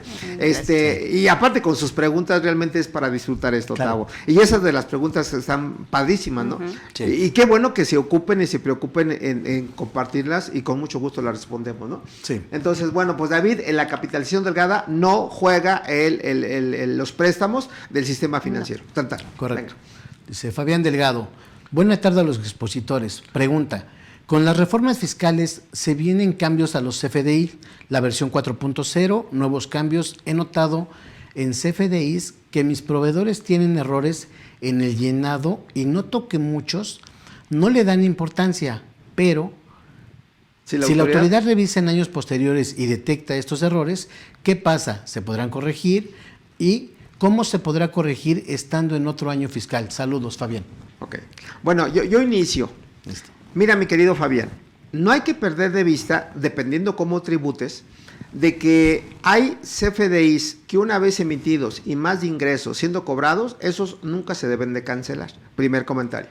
Segundo comentario, el CFDI lleva como regla general que debe tener la fecha del año en que se deduce. Y cuidado con tus proveedores. Cito en la fracción 8 de la ley de renta, 27 de artículo, y fracción 18, que es lo que acabo de mencionar. Y otro punto, y ya mis compañeros ya externarán los cambios y otras repercusiones. Otro punto importante que comentar es que el antepenúltimo párrafo del artículo 29 letra A del código dice que si no cumples con algún requisito del 29 o 29 letra A, el CFDI no te dará efectos fiscales. ¿Sí queda claro? ¿A qué voy con esto? Sí lo pueden cancelar, sí lo pueden volver a emitir, pero ya no tendría la consecuencia o el beneficio fiscal porque va a brincar de ejercicio. ¿Sí queda claro? Ahora, ¿cuáles son los cambios que vienen en CFDI para el próximo año? Zaira, Tavo. Adelante.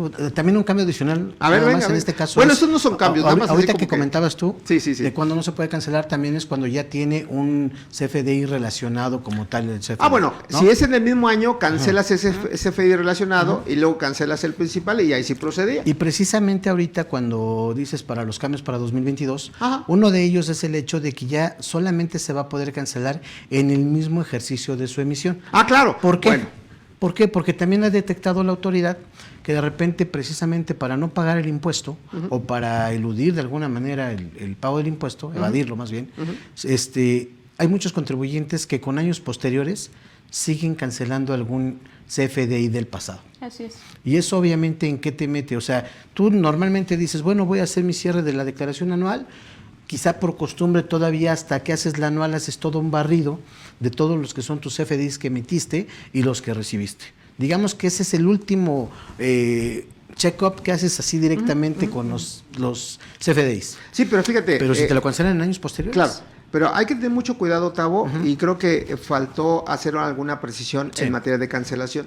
Si bien es cierto, una reforma para el próximo año es cancelar el CFDI en el mismo ejercicio, que se me hace una postura sana, Sí, porque se ha abusado del concepto. Sí. Pero no hay que olvidar que también la reforma me dice que para que proceda una cancelación de un CFDI de ingreso, debes de tener la motivación, la razón de negocios y la parte documental que soporte esa cancelación. Okay. Entonces yo preguntaría en voz alta o pensaría en voz alta, ¿cómo lo puedo sustentar y cómo puedo justificar que realmente sí amerita una cancelación? Claro. Porque mis clientes muchas veces dicen, y te lo puedo poner a prueba este año, Sí. oye, ya estamos en diciembre, ya no tengo presupuesto, mi cliente me dice que lo cancele porque ya cambiamos de ejercicio, etcétera, etcétera. Yo diría que esos no son motivos para cancelarlo.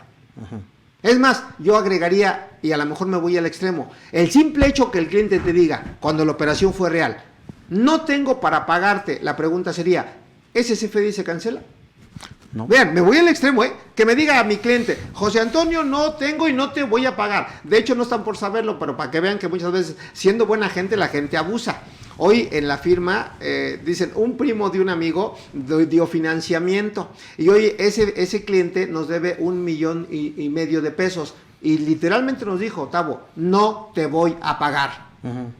Como yo soy título 2, Zaira, acumulo. Ya Sí. la prestación de servicio también ya se... Es más, me voy al extremo. Aunque cancele ese CFDI, poniéndole un cuatrito a mi cliente, ¿de acuerdo? Sí. Yo lo acumulo aún sin CFDI y cancelo el CFDI y lo afecto a él, porque nunca lo va a deducir. ¿Estás de acuerdo? Así es. Pero ¿cuál es el punto? Que ya con la reforma Tavo, Zaira, si no tengo esa justificación y si no tengo, insisto, la parte documental, no procede la cancelación. Así es. Y en el caso, por ejemplo, ahí aprovechando el comentario en cuanto a cuentas incobrables. Porque dices, oye, de alguna manera yo quisiera recuperar algún beneficio de eso, ¿no? Ah, claro, claro. Ahorita también viene reforma para el siguiente Sí, año. totalmente. Que hasta que no demuestres tú que llevaste a cabo ya con una Todo el situación de proceso final, no te lo vas a poder llevar como Claro. reducción. Que también, por cierto, ahorita que estamos a 2 de diciembre, Ajá. pues ahí también tenemos una posibilidad para poder disminuir, en este caso, aplicar todo lo que puedas aplicar antes de que aplique Antes de que entre la cierre reforma. la- Pero, Sí, pero correcto. fíjate, Antes a de que reserva si cierre la- Zaira, que a mí Sí. me gustaría, Zaira, que me dieras tu punto de vista de esa cancelación con lo que platicaba. Sin embargo, fíjate, nada más Sí. van dándole la cereza al pastel de tu comentario. Listo. Y no hay que perder de vista, y eso lo confirmó apenas en una charla un abogado que hemos invitado, dice que efectivamente una forma de acreditar la imposibilidad práctica de cobro es la reforma que tú perfectamente acabas de explicar. Sin embargo, no pierdas de vista que el primer párrafo de la fracción 15 del 27, que nos habla de las cuentas incobrables, dice, se va a considerar como imposibilidad práctica de cobro, entre otros supuestos, entre otros los que están ahí. Sí. ¿Qué quiere decir? Que no necesariamente debo de cumplir con esos requisitos Ok. si yo tengo otros mecanismos, otros vehículos Claro. para demostrar precisamente la imposibilidad práctica de cobro. Claro. Pero la regla general y por donde se va la autoridad, mientras no me des la sentencia que hiciste todo lo posible por cobrar, ¿de acuerdo? Esa cuenta por cobrar no te la acepto como incobrable. Y en consecuencia no es deducible. Porque, a decir también de algunos, se abusó del tema, ¿estás de acuerdo? Sí. Pero bueno, a ver, regresando un poquito a la cancelación, Zaira, y algunos otros requisitos de los FDIs. Bueno, de los requisitos hubo ciertas modificaciones o los requisitos que se señalan en el 29A del código. Por regla miscelánea daba ciertas facilidades Correcto. para que no se cumplieran ciertas cosas en la emisión del CFDI. Correcto. Por alguna extraña razón lo reversan, ¿no? Y la modificación que viene Pero este año lo viene- reversan y hoy viene en ley, que es el código, y ya no viene en una regla miscelánea. Bueno, es que realmente era una facilidad, ¿no? Claro, sí. Tu CFDI, por poner un ejemplo, el lugar de expedición no era un requisito. El nombre. Creo que se les hizo bolas el engrudo, dicen Ajá. vulgarmente, porque cuando tienes varias lugares de expedición del comprobante, pues ahí era donde, Claro. oye, y lo emites en tu sucursal de México, en la de Jalapa. Ajá, claro. Yo creo que viene por ahí la modificación. Entonces, lo único que hacen es reversar la regla miscelánea y volver a dejar todos los requisitos del 29A. Sin embargo, bueno, a nivel de título de proveedores de servicio de CFDI, pues había que volver a ajustar todos los software para que volvieran a cumplir con esos requisitos. Con respecto al tema de qué tan operativo se puede ser el hecho de la cancelación, coincido, o sea, entiendo perfectamente los puntos y los temas y el abuso que ha existido, pero operativamente muchos de nuestros clientes sí nos han señalado que se Claro. convierte en un conflicto, ¿no? Ajá, ajá. Una refresquera muy famosa en México no te acepta facturas más que los primeros 5 o 10 días de diciembre, que es como su último corte. Ah, pero si a tesorería se le traspapeló y no te lo pagaron, entonces para el 1 de enero esa factura ya no, Sí. no te la pagan. ¿Quieres que te pague? Refactúrame. Refactúrame. Entonces creo que operativamente también se vuelve complicado, ¿no? ¿Qué va a suceder con todas esas operaciones? El deber ser y entendiendo toda esta parte, pues sí, es mecánicamente o en términos de abusos fiscales entiendo el porqué. Claro. Pero operativamente va a haber varios encontronazos, ¿eh? Totalmente. También Que yo- déjame nada más en alcance tu comentario.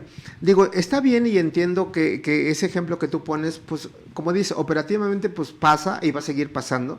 Y a lo mejor yo como proveedor digo, pues, a refacturar, a que no me paguen, pues refacturo. Pero no hay que olvidar que eso tiene consecuencias fiscales. Porque yo le podría decir a esa refresquera, está bien, te refacturo. Pero esa refresquera, en estricta teoría o en apego estricto a la ley, ya no sería deducible. Sí, Porque no. ya brinca de ejercicio. El tema es que en esas grandes corporaciones, y digo ese ejemplo porque lo tengo muy, muy cercano, lo tuve Ajá. muy cercano, pero yo sé que no es la única compañía que tiene Claro, esa mecánica, ¿no? totalmente, De, totalmente. pues ¿quieres Sí. que te pague? Refactúrame, si no, no hay Claro. pago, ¿no? Pero el gran problema ahí es que está dividido cuentas por cobrar y impuestos, así de fácil, ¿no? Entonces, la información que les llega a impuestos o que llega por todos los RPs ya viene como en una bolita, ¿no? Claro. Entonces, no tienes oportunidad de ver todo el Las aristas. trasfondo, ¿sí? Claro, Sí, claro. que existe por debajo. Entonces, digo, eso es un poco más complejo, pero finalmente creo que operativamente eso también va a llegar a ser un conflicto, ¿eh? Totalmente. de Fíjate acuerdo. que también tengo el caso respecto a una transportista que precisamente dice, hasta el 15 de diciembre es la última factura que te admito este año, ¿no? Pero te voy a seguir solicitando servicios de transporte en la segunda quincena. Ok. Solo que ya no me factures. Ok. Dices, ok, a ver, operativamente. Dices, de entrada ahorita, digo, ya se trasladó la parte del uso del complemento a carta aporte al 1 de enero, Ok. de manera obligatoria. Pero dices, si estuviera obligatorio a partir de ahorita de diciembre, De ayer. de ayer, ¿no? De Dices, ayer. oye, en ese caso, ¿qué hubiera pasado? Tú ya no quieres que te facture, ¿eh? Pero ¿qué crees? Para yo poder emitir un complemento de carta aporte necesito La sí o sí factura. La emitir una factura. factura de ingreso. Claro, ¿Me claro. explico? Y ahora, operativamente. En enero dices, ok, yo lo que ya le dije al cliente, oye, pues ve tomando nota a partir de lo que son órdenes de compra, como tal, para que sepas los datos que le vas a facturar de la mercancía que trasladaste en Claro. la segunda quincena de diciembre. Y ya, porque realmente la operación la vas a tener ahorita en diciembre. Así es. Pero vas a facturar hasta enero. Claro. Porque así te lo está pidiendo el cliente. Dices, pues ve tomando notita porque de otra manera en enero ya no te vas a acordar lo que le transportaste. Claro. Y si no le emites carta aporte, pues tampoco va a acabar siendo deducible. Así Ahorita lo que comentabas, respecto a que dan reversa a ciertos requisitos que ahora como tal ya se van a encontrar en código. Uno de ellos también es el que ya aparezca otra vez el nombre del receptor, ¿no? De los dos. De los dos. Sí, de los En dos. este caso dices, bueno, ¿qué trasfondo lleva eso según mi punto de vista? Pues obviamente tener bien identificado todos los elementos que pueden tener el contribuyente, pero además que tenga que ver también, hay una reforma, una modificación en la que me dice, yo autoridad voy a estar comparando el concepto de los CFDIs que tú emites, el concepto, La y descripción. lo voy a comparar, la descripción, la voy a comparar contra tu actividad. Porque si no coincide, yo autoridad te voy a actualizar tus actividades. Esto pienso yo que qué trasfondo puede llevar el hecho de que tú todos esos gastos, erogaciones, inversiones que tú puedes estar haciendo tengan que ver precisamente con esa actividad que tienes. Entonces es un cruce de información al final de cuentas. No sé si... Bueno, tú lo ves así, yo Sí. también le agregaría otro punto, Sí. que si el concepto, por ejemplo, está ambiguo o es genérico, Genérico, sobre todo. o no corresponde realmente a la operación que está realizando, no va a tener efectos fiscales para el cliente, que es lo más grave que yo podría citar, ¿no? Porque vuelvo a insistir, el mismo código en el penúltimo párrafo que ya mencionaba dice, no cumples con cualquier requisito, es más, hasta el propio uso, Octavio, que ya veíamos, que antes Sí. venía como facilidad. Así es. Si te equivocabas de uso, hoy no pasa había nada. problema. Pero hoy, si para el próximo año te equivocas de uso, cuidado, porque la autoridad te lo puede observar. Ya estarías incumpliendo un requisito del propio 29 letra A. Correcto. En donde mucha gente dice, pon el 03, que ya hasta me lo sé de memoria, ¿no? Gastos generales, algo así. No, Gastos en general. hoy si compras equipo de cómputo, ponle equipo de cómputo. Gastos médicos, gastos médicos. ¿Me explico? Mercancía. Aquí el punto es que, por ejemplo, yo que deduzco costo de ventas, no viene el concepto. ¿Me explico? Así es. Entonces, ahí, por ejemplo, habría una ambigüedad. Ahí dice nada más adquisición de mercancías, ¿no? Pues quién sabe, porque en reciclo yo sí pondría adquisición de mercancías, Claro. porque deduce la compra, Así es. pero en título 2, régimen general, Costo. ahí es el costo. Yo le Claro. pondría, digo, salvo la mejor Sí. de cada uno de ustedes, Por por definir. definir. Claro. Ujú. Pero bueno, o sea, cada tema tiene sus aristas. Claro. No, Sí. y ahí ya nada más dice el profesor, Ajá. para dejarle la cereza al Ajá, pastel, ajá. en algún momento lo revisábamos con los abogados, ¿no? Ajá. Y en dónde está la obligatoriedad o dónde te señala qué es el giro, ¿no? Ujú. Claro, no viene definido. No, viene no definido. existe definición. Entonces, creo que adicional a eso, digo, tratamos de cumplir las reglas Sí. como lo más que se, que se más que puede, pueda. decía hace rato. Pero realmente sí también hay muchas ambigüedades, ¿no? Totalmente, totalmente. Y hablando de ambigüedades, dime alguna ambigüedad que se te venga a la mente, Tavo, de los reciclos. Porque yo decía en el curso que apenas daba, en reciclos, por ejemplo, de personas físicas, son 6 artículos, no más, Sí. no más, y por lo menos 5 artículos transitorios. En personas morales son 10 artículos y 4 transitorios, o sea que no tenemos mucho de dónde cortar. Pero bueno, aún así hay 1000 y 1000 dudas. Sí. ¿Algún punto, algunos puntos que tú puedas recalcar o resaltar de reciclo, físicas o morales? Fíjate que en el caso de las físicas, Ajá. diría, bueno, no obstante que, como bien dices, son esos 6 artículos, Ajá. y en el caso de el transitorio, son 11 fracciones. Dices, oye. Bueno, 11 que aplican habla- para los dos reciclos. Correcto. Hablando específicamente de lo que son los RIF. Esa parte ha causado muchas dudas, porque a mí me queda claro, y yo hemos también tenido ahí alguna diferencia, prof, porque para mí el hecho de los RIF como tal, me establece la fracción novena, en específico, que cuando yo haya sido RIF, voy a seguir determinando, y como bien dices tú, el pago de mis impuestos, ahora por reciclo, De manera bimestral. de manera bimestral. Y hay un punto y seguido en ese párrafo que dice que para este tipo de contribuyentes les serán aplicables las disposiciones vigentes hasta diciembre de 2021. A mí esa parte me queda clarísimo que el RIF va a acabar pagando y va a poder tener los beneficios que tenía hasta el día de hoy, hablando de la reducción de ISR concretamente. Para mí no es ambiguo, pero siento que ahí hay una... Mira, diferencia. resulta ambiguo por la siguiente razón. Y lo veo, y yo siempre en mis clases les decía, tienen que ver la reforma o el tema que estés viendo de manera integral. Claro. No puedes acotarlo a un solo artículo. Y te pongo un ejemplo muy sencillo, fíjate. En IVA en particular, me dice esa fracción 9. Sí. Tú puedes seguir haciendo pagos mensuales conforme lo venías haciendo según el artículo 5 letra E, que por cierto ya se derogó. Y si tú te remites al 5 letra E, no te habla de que es un IVA trasladado, de que puedes acreditar, o sea, no te dice la mecánica. No, claro. Simplemente el periodo de pago. Correcto. Porque por ley viene mensual. Correcto. ¿Estás de acuerdo?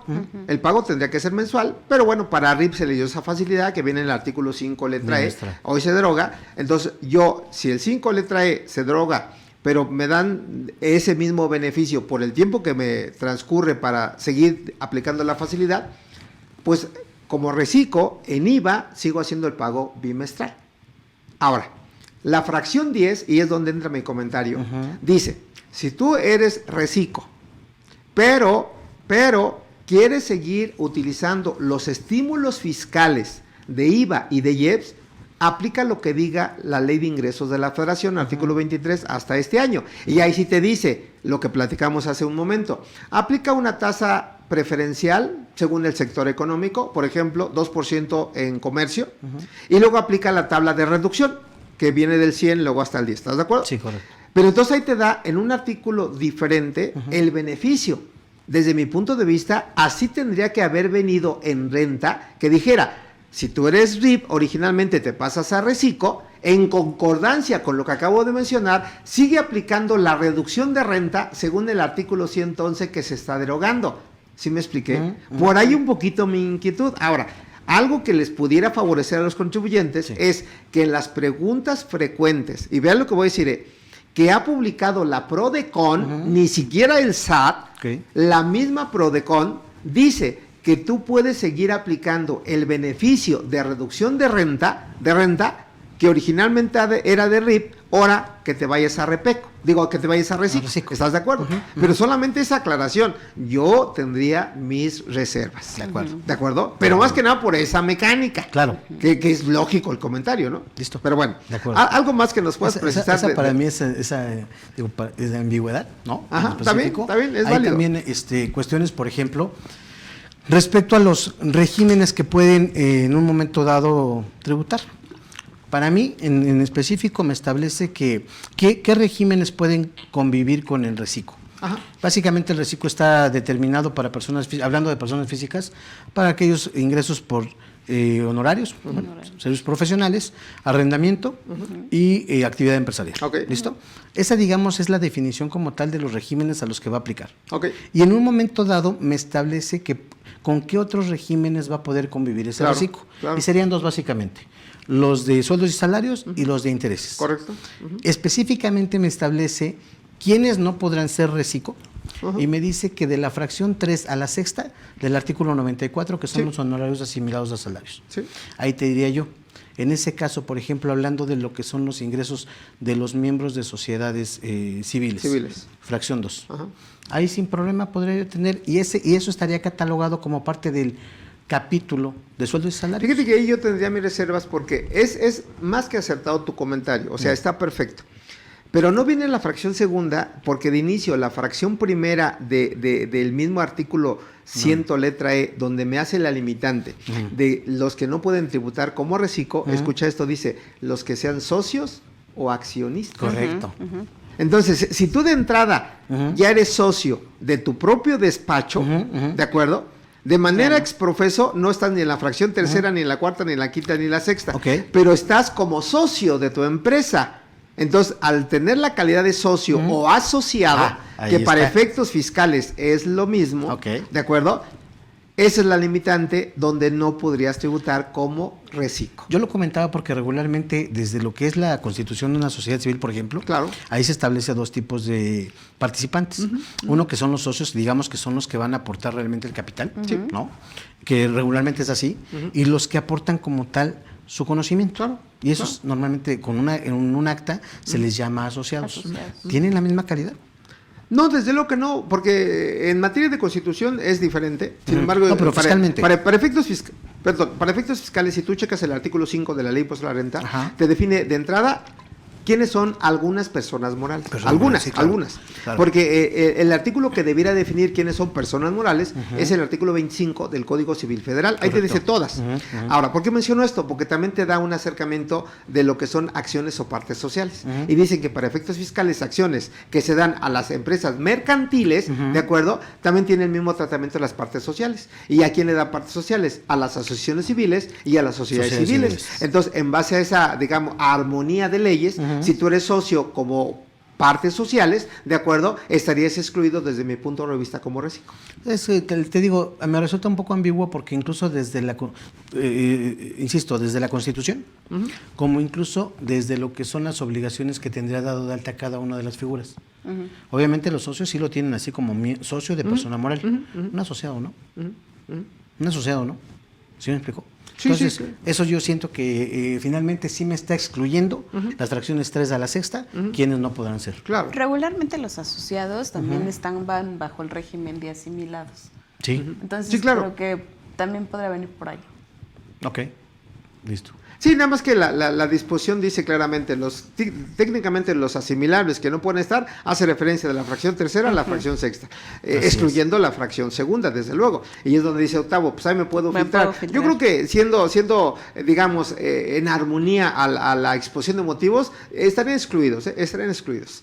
Ahora, el comentario yo creo que también de trasfondo es que hay que precisar que los únicos conceptos que, como bien dices, conviven con reciclo son salarios, y yo agregaría asimilables, exacto, ¿de acuerdo? Y desde luego intereses. Pero no hay que olvidar que la regla general que viene en el 113E, primer párrafo, dice que para hacer reciclo debes tener exclusivamente esos conceptos, lo que acabo de mencionar. Únicamente. Por eso se da como facilidad intereses y salarios. ¿A qué quiero llegar? Que si tienes un ingreso diferente a esos ingresos, no puede ser reciclo. Correcto. No puede ser reciclo. ¿Estás de acuerdo? O sea, son de los puntos que nuestros familiares o amigos tienen que considerar, ¿no? Correcto. Hoy, por ejemplo, me decía un cliente, te digo que no sé por qué me pasan todos a mí, decía, oye, es que mi mamá está tributando como reciclo, y nada más por simple sinergia, dice, tengo una persona física y una persona moral, y pregunta así como no queriendo, ¿y quién es socio de la persona moral? Mi mamá.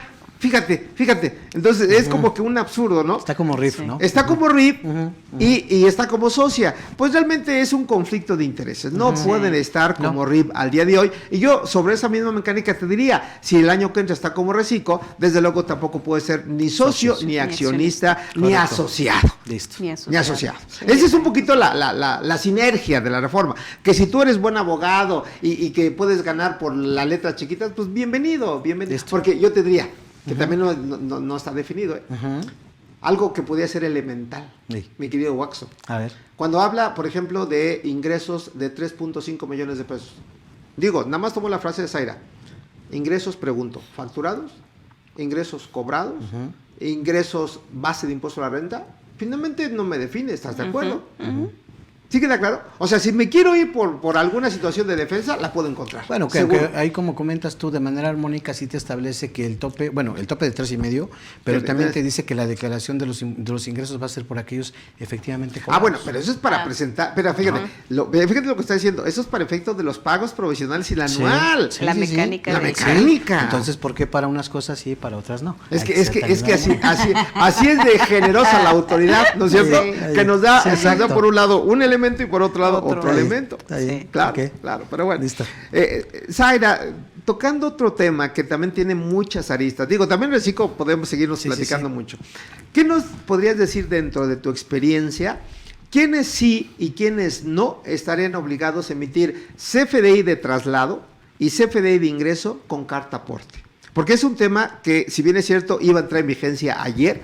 Y la cuarta resolución miscelánea, dada a conocer el día 25 de noviembre de este año, que todavía no está publicada de manera definitiva, me dice que esto ya va a entrar en vigencia el 1 de enero del próximo año. ¿Me explicó? Pero finalmente una de las dudas, que ya se han corrigiendo muchas, pues es esto, ¿no? De entrada, ¿quién emite CFDI de traslado? ¿Quién emite CFDI de ingreso? Y si esos deben llevar o no carta aporte. Un comentario, un acercamiento, Zaira. Pues hace ratito teníamos oportunidad de poner como un ejemplo, y dice el profesor, un ejemplo real. Un ejemplo real. Aquellas compañías que tienen la necesidad de el pago o de la renta de un transporte, que realmente ellos no lo hacen o no tienen ni siquiera los medios propios para hacerlo. Y la primera pregunta que salía era quién era el obligado a emitir este CFDI. Bueno, pues básicamente es el prestador del servicio del transporte. Claro. Pero como a Octavio le gusta hacerla más complicada, dijo, Sí. no, fue usted, ¿no? El que dijo, Bueno, los dos. si no, ¿qué sucede si yo soy el que te está prestando el servicio, pero realmente no tengo medios propios y estoy subarrendando, Contratando. subcontratando? Es que se pueden dar las dos cosas. El Rentar, servicio. el equipo de transporte, que sigue siendo un CFDI de traslado, Así es. pero rento el equipo de transporte, y otra cosa es contratar el servicio, El servicio. de autotransporte. ¿Estás de acuerdo? Sí. Que si contrato el servicio es donde ya cambia el CFDI, deja de ser de traslado y se convierte de ingreso. Así es. ¿Estamos de acuerdo? Sí. Bueno, y en ese orden de ideas, ¿quién sí debe de emitir carta aporte, que es el complemento, y quién no? La carta aporte la va a emitir aquellos que hagan uso. Bueno, yo viví engañada hasta hace una hora que hicieran uso federal. Sin embargo, bueno, ahí creo que usted tiene una un tramo federal. Sí, un tramo federal, una precisión distinta, que ya no quedó como tan clara la regla, ¿no? Sí. Es donde mencionaba usted, bueno, eso es para efectos fiscales, así está señalado. Sin embargo, ¿fue la regla de caminos y puentes o dónde lo mencionó? La ley de caminos y autotransporte de carga federal. Ajá. Pues ahí cuéntenos. Cuéntenos ahorita. Pero a ver, tu comentario, Tabo, y saco el tema porque Sí. recordarás que las primeras charlas que Sí, dimos sí. no venía definido inclusive esa precisión que dice hoy, que utilices, y así lo dice, o que transites por algún tramo federal. federal. Sí. Y decíamos en su Eso momento implicaba. que todo siendo local o federal Así debería de es. llevar la carta aporte. Así lo tuvieras que trasladar 2 cuadras. 2 cuadras. Sí, claro. Es más, hoy la regla en cuestión y las preguntas en cuestión dice, si tú utilizas algún tramo federal, debes de llevar carta aporte. Sí. Y si es local, no debe llevar carta aporte. Pero dice, y es donde me llama la atención, que tengas la plena seguridad de que no vas a transitar por algún tramo federal. Entonces, eso realmente es imposible. Claro. Sí. Imposible. Claro. Sí. Un accidente, un siniestro, una lluvia, una manifestación, por ¿me otro explicó? lado. Pues cambias de ruta y dice, aun y cuando sea un tramo pequeño, ¿me explicó? Ya debes de emitir carta aporte. Sí. ¿De acuerdo? Fíjate que hoy por hoy a varios de los clientes se han encontrado con situaciones difíciles de cumplir en ese sentido. Primera, porque el PAC como tal, hoy por hoy no tiene habilitados todos los campos para poder emitir la carta aporte. Que de hecho es muchísima información, muchísima información. 158 campos. Pero bueno, si los tuvieras que llenar todos. Muchísima ¿no? información. Okay. Luego,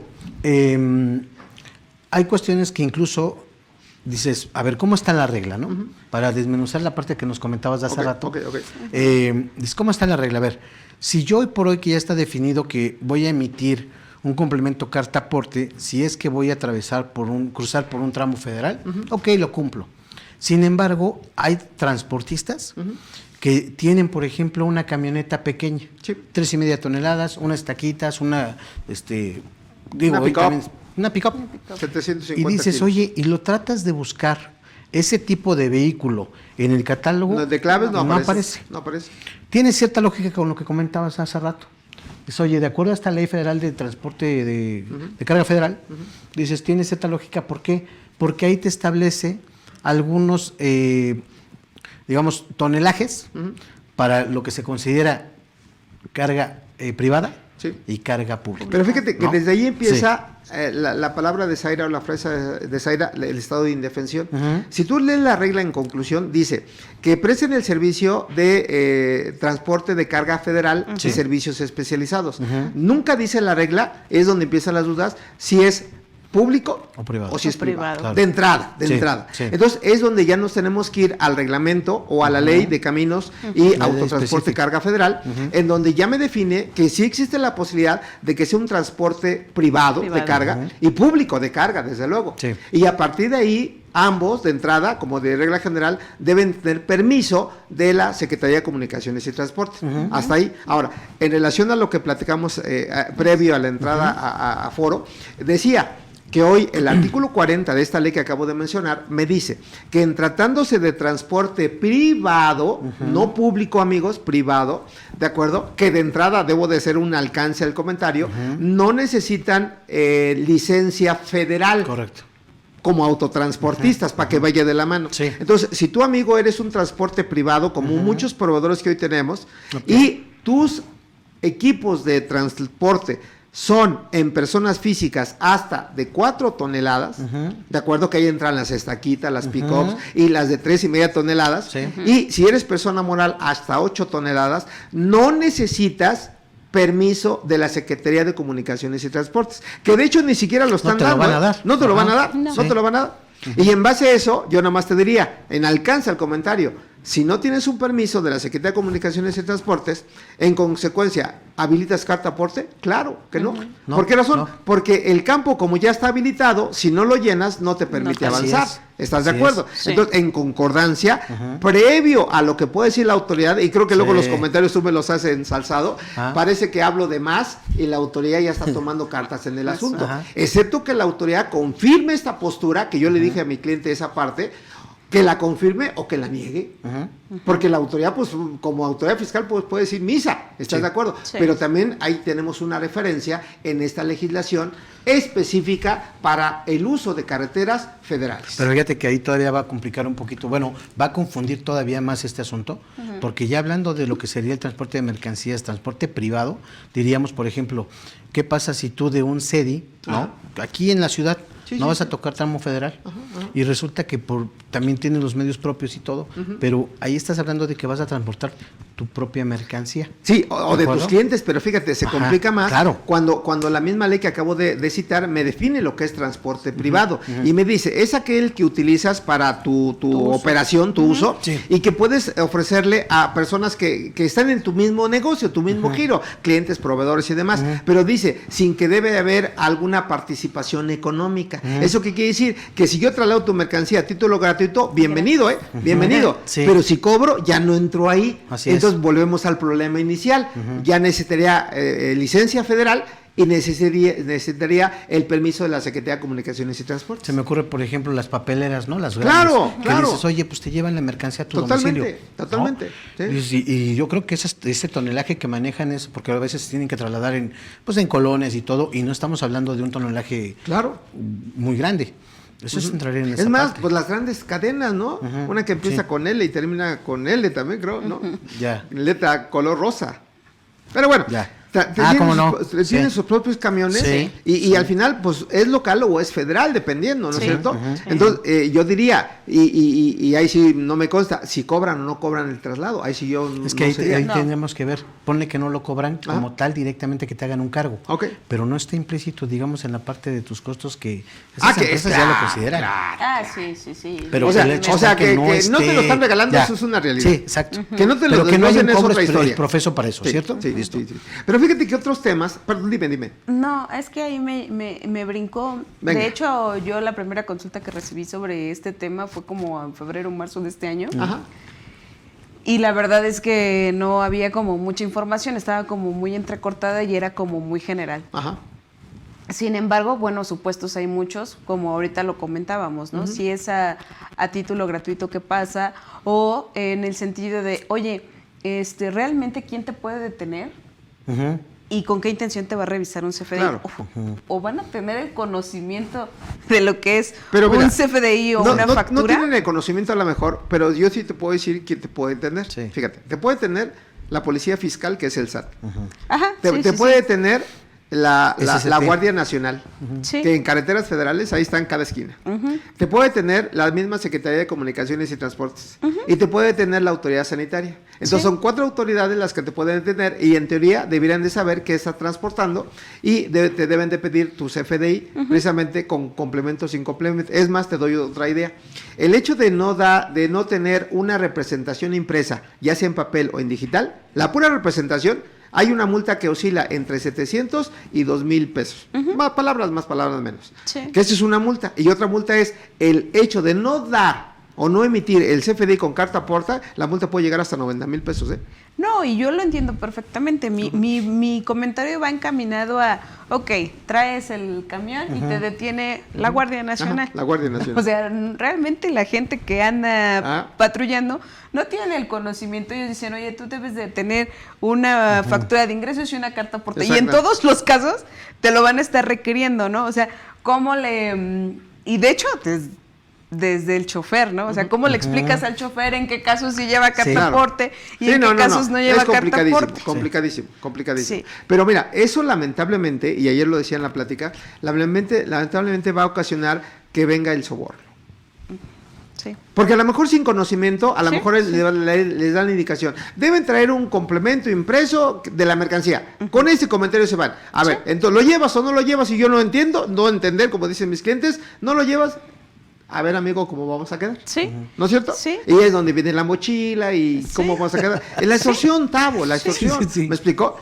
Pero y si no ahí era donde yo quería terminar mi punto. O sea, el análisis que se está haciendo, en qué casos sí, en qué casos no, va a terminar siendo una regla generalizada.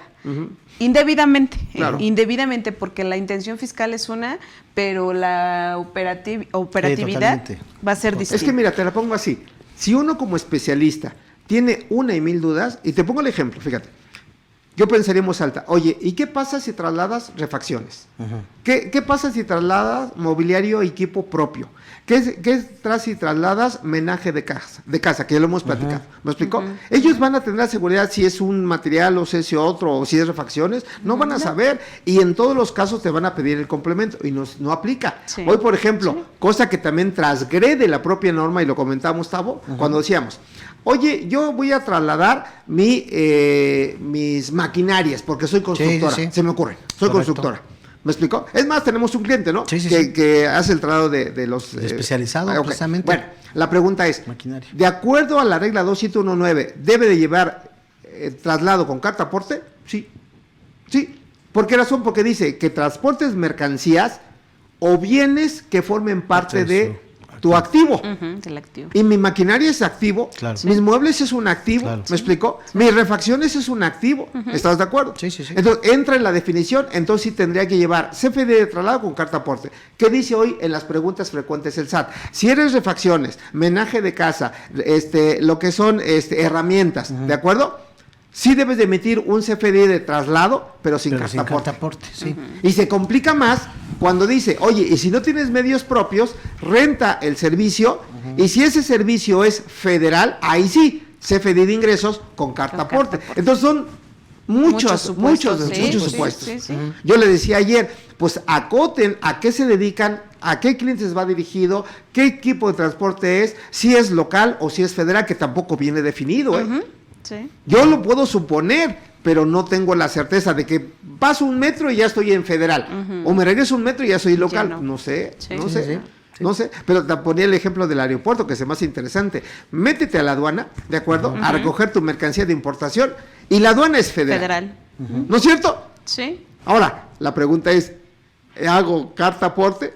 La idea es que sí, porque inclusive la norma nunca dice carretera, dice solamente Tramo. utilices tramo federal. Utiliza el concepto de Y tramo. el aeropuerto, las aduanas son tramos federales, Sí. mis amigos. Comentábamos en algún momento de que empezamos a platicar esa charla, precisamente que esta medida va en dos vertientes, ¿no? La primera, bueno, son fiscalizadoras, porque en principio, una vez que entre como tal ya el complemento de carta aporte, Ajá. yo ya no podría estar ofreciendo un servicio de transporte de carga federal, bueno, perdón, de carga en general, en general, sin emitir un CFDI de ingreso. Claro. Sí. Cosa que hoy por hoy muchos transportistas sí lo hacen. Dicen, mira, no me pide factura, a le hago el servicio, me lo paga en efectivo y se acabó. Hoy de entrada eso ya no se va a poder realizar porque obviamente yo en el transcurso del traslado me pueden detener y yo tengo que acreditar la tenencia de esa La legal mercancía, ¿no? propiedad. La legal propiedad de esa mercancía. Ese es por un lado, por la fiscalización. La otra es de que debo de identificar desde el mismo transportista, el chofer que lo Claro. va a hacer. Sí. Y esa parte también tiene que ver con la cuestión de seguro social, ¿no? Varios clientes ya han comentado, ¿no? Dicen, oye, o sea que realmente ya no voy a poder, digo, esto finalmente es para cuestiones de ejemplificarlo, pero es real, que te dicen, ya no voy a poder realizar un servicio sin facturarlo. La respuesta es no. Pero ¿qué crees que ya están pensando? En que dicen que si yo voy a cobrar, por ejemplo, 20,000 pesos por el traslado, dicen, pues voy a hacer un timbrado por cantidad menor para nada más declarar la mitad, por ejemplo. ¿Sí me explico? Te llevas tu carta aporte, tu CFDI de ingreso por 10,000 pesos, cuando la realidad es que estás cobrando 20,000. Se lleva su complemento carta aporte y si te detienen, ahí muestras los documentos. ¿A quién le va a constar realmente si esa mercancía que estás declarando aquí es la que corresponde No, físicamente? pues desde luego que no. O sea, imagínate, y ya lo están pensando, ¿no? Porque dicen, pero al final de cuentas es fiscalizador.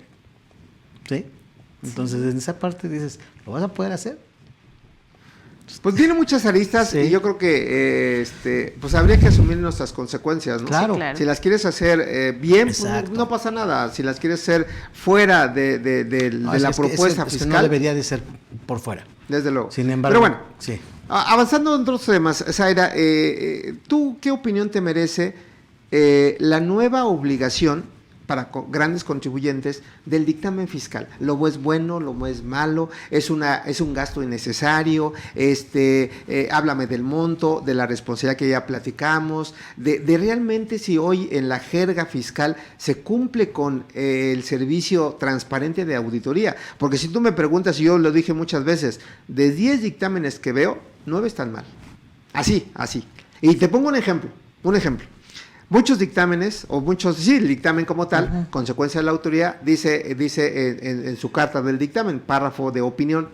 En mi opinión, la contabilidad y los estados financieros de la empresa fulana y tal, por el año 1 y el año 2, presentan razonablemente la información financiera. Hasta ahí me queda claro. Sin embargo, utilizando la frase de razonablemente, viene definido en las NIPs. NIP A1, párrafo 62, que alguna vez lo leímos. Y dice, para que sea una opinión razonable, debes de cumplir con las normas de información financiera. Así es. Es decir, todas. Y yo nada más pongo en tela de juicio. Háblame de activos fijos si aplica la norma C6. Háblame de intangibles si aplica la norma C8. Háblame de deterioro de activos fijos de larga duración, la C15. Háblame de beneficios ampliados, hablo de la D3. Háblame de impuestos diferidos o la utilidad, hablo de la D4. Y así me puedo seguir, ¿de acuerdo? En donde muchos o todos no las cumplimos. No. Entonces la primera pregunta, y desde ahí el dictamen está mal, no aplicamos razonablemente las NIPs. Punto. Entonces, derivado de este primer comentario, ¿tú cómo ves esa obligación del dictamen para el próximo año 2022? Yo me remontaría al 2012, cuando en la exposición de motivos para eliminar la obligatoriedad del dictamen era eliminar costos y carga administrativa. Ok. Y básicamente se convierte en algo que se vuelve complejo a nivel de práctica o en el día a día.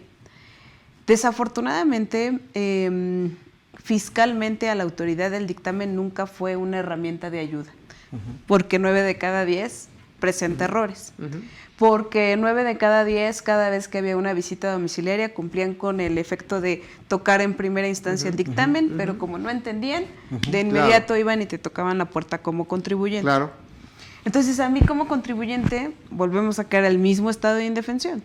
¿Qué sentido tenía, o qué sentido tendría ahora que yo tuviera un dictamen fiscal que finalmente no va a ser ni un escudo de protección, ni un documento que me va a anteceder realmente una revisión o una auditoría como tal, y que básicamente puede realmente hasta generar un conflicto? Claro.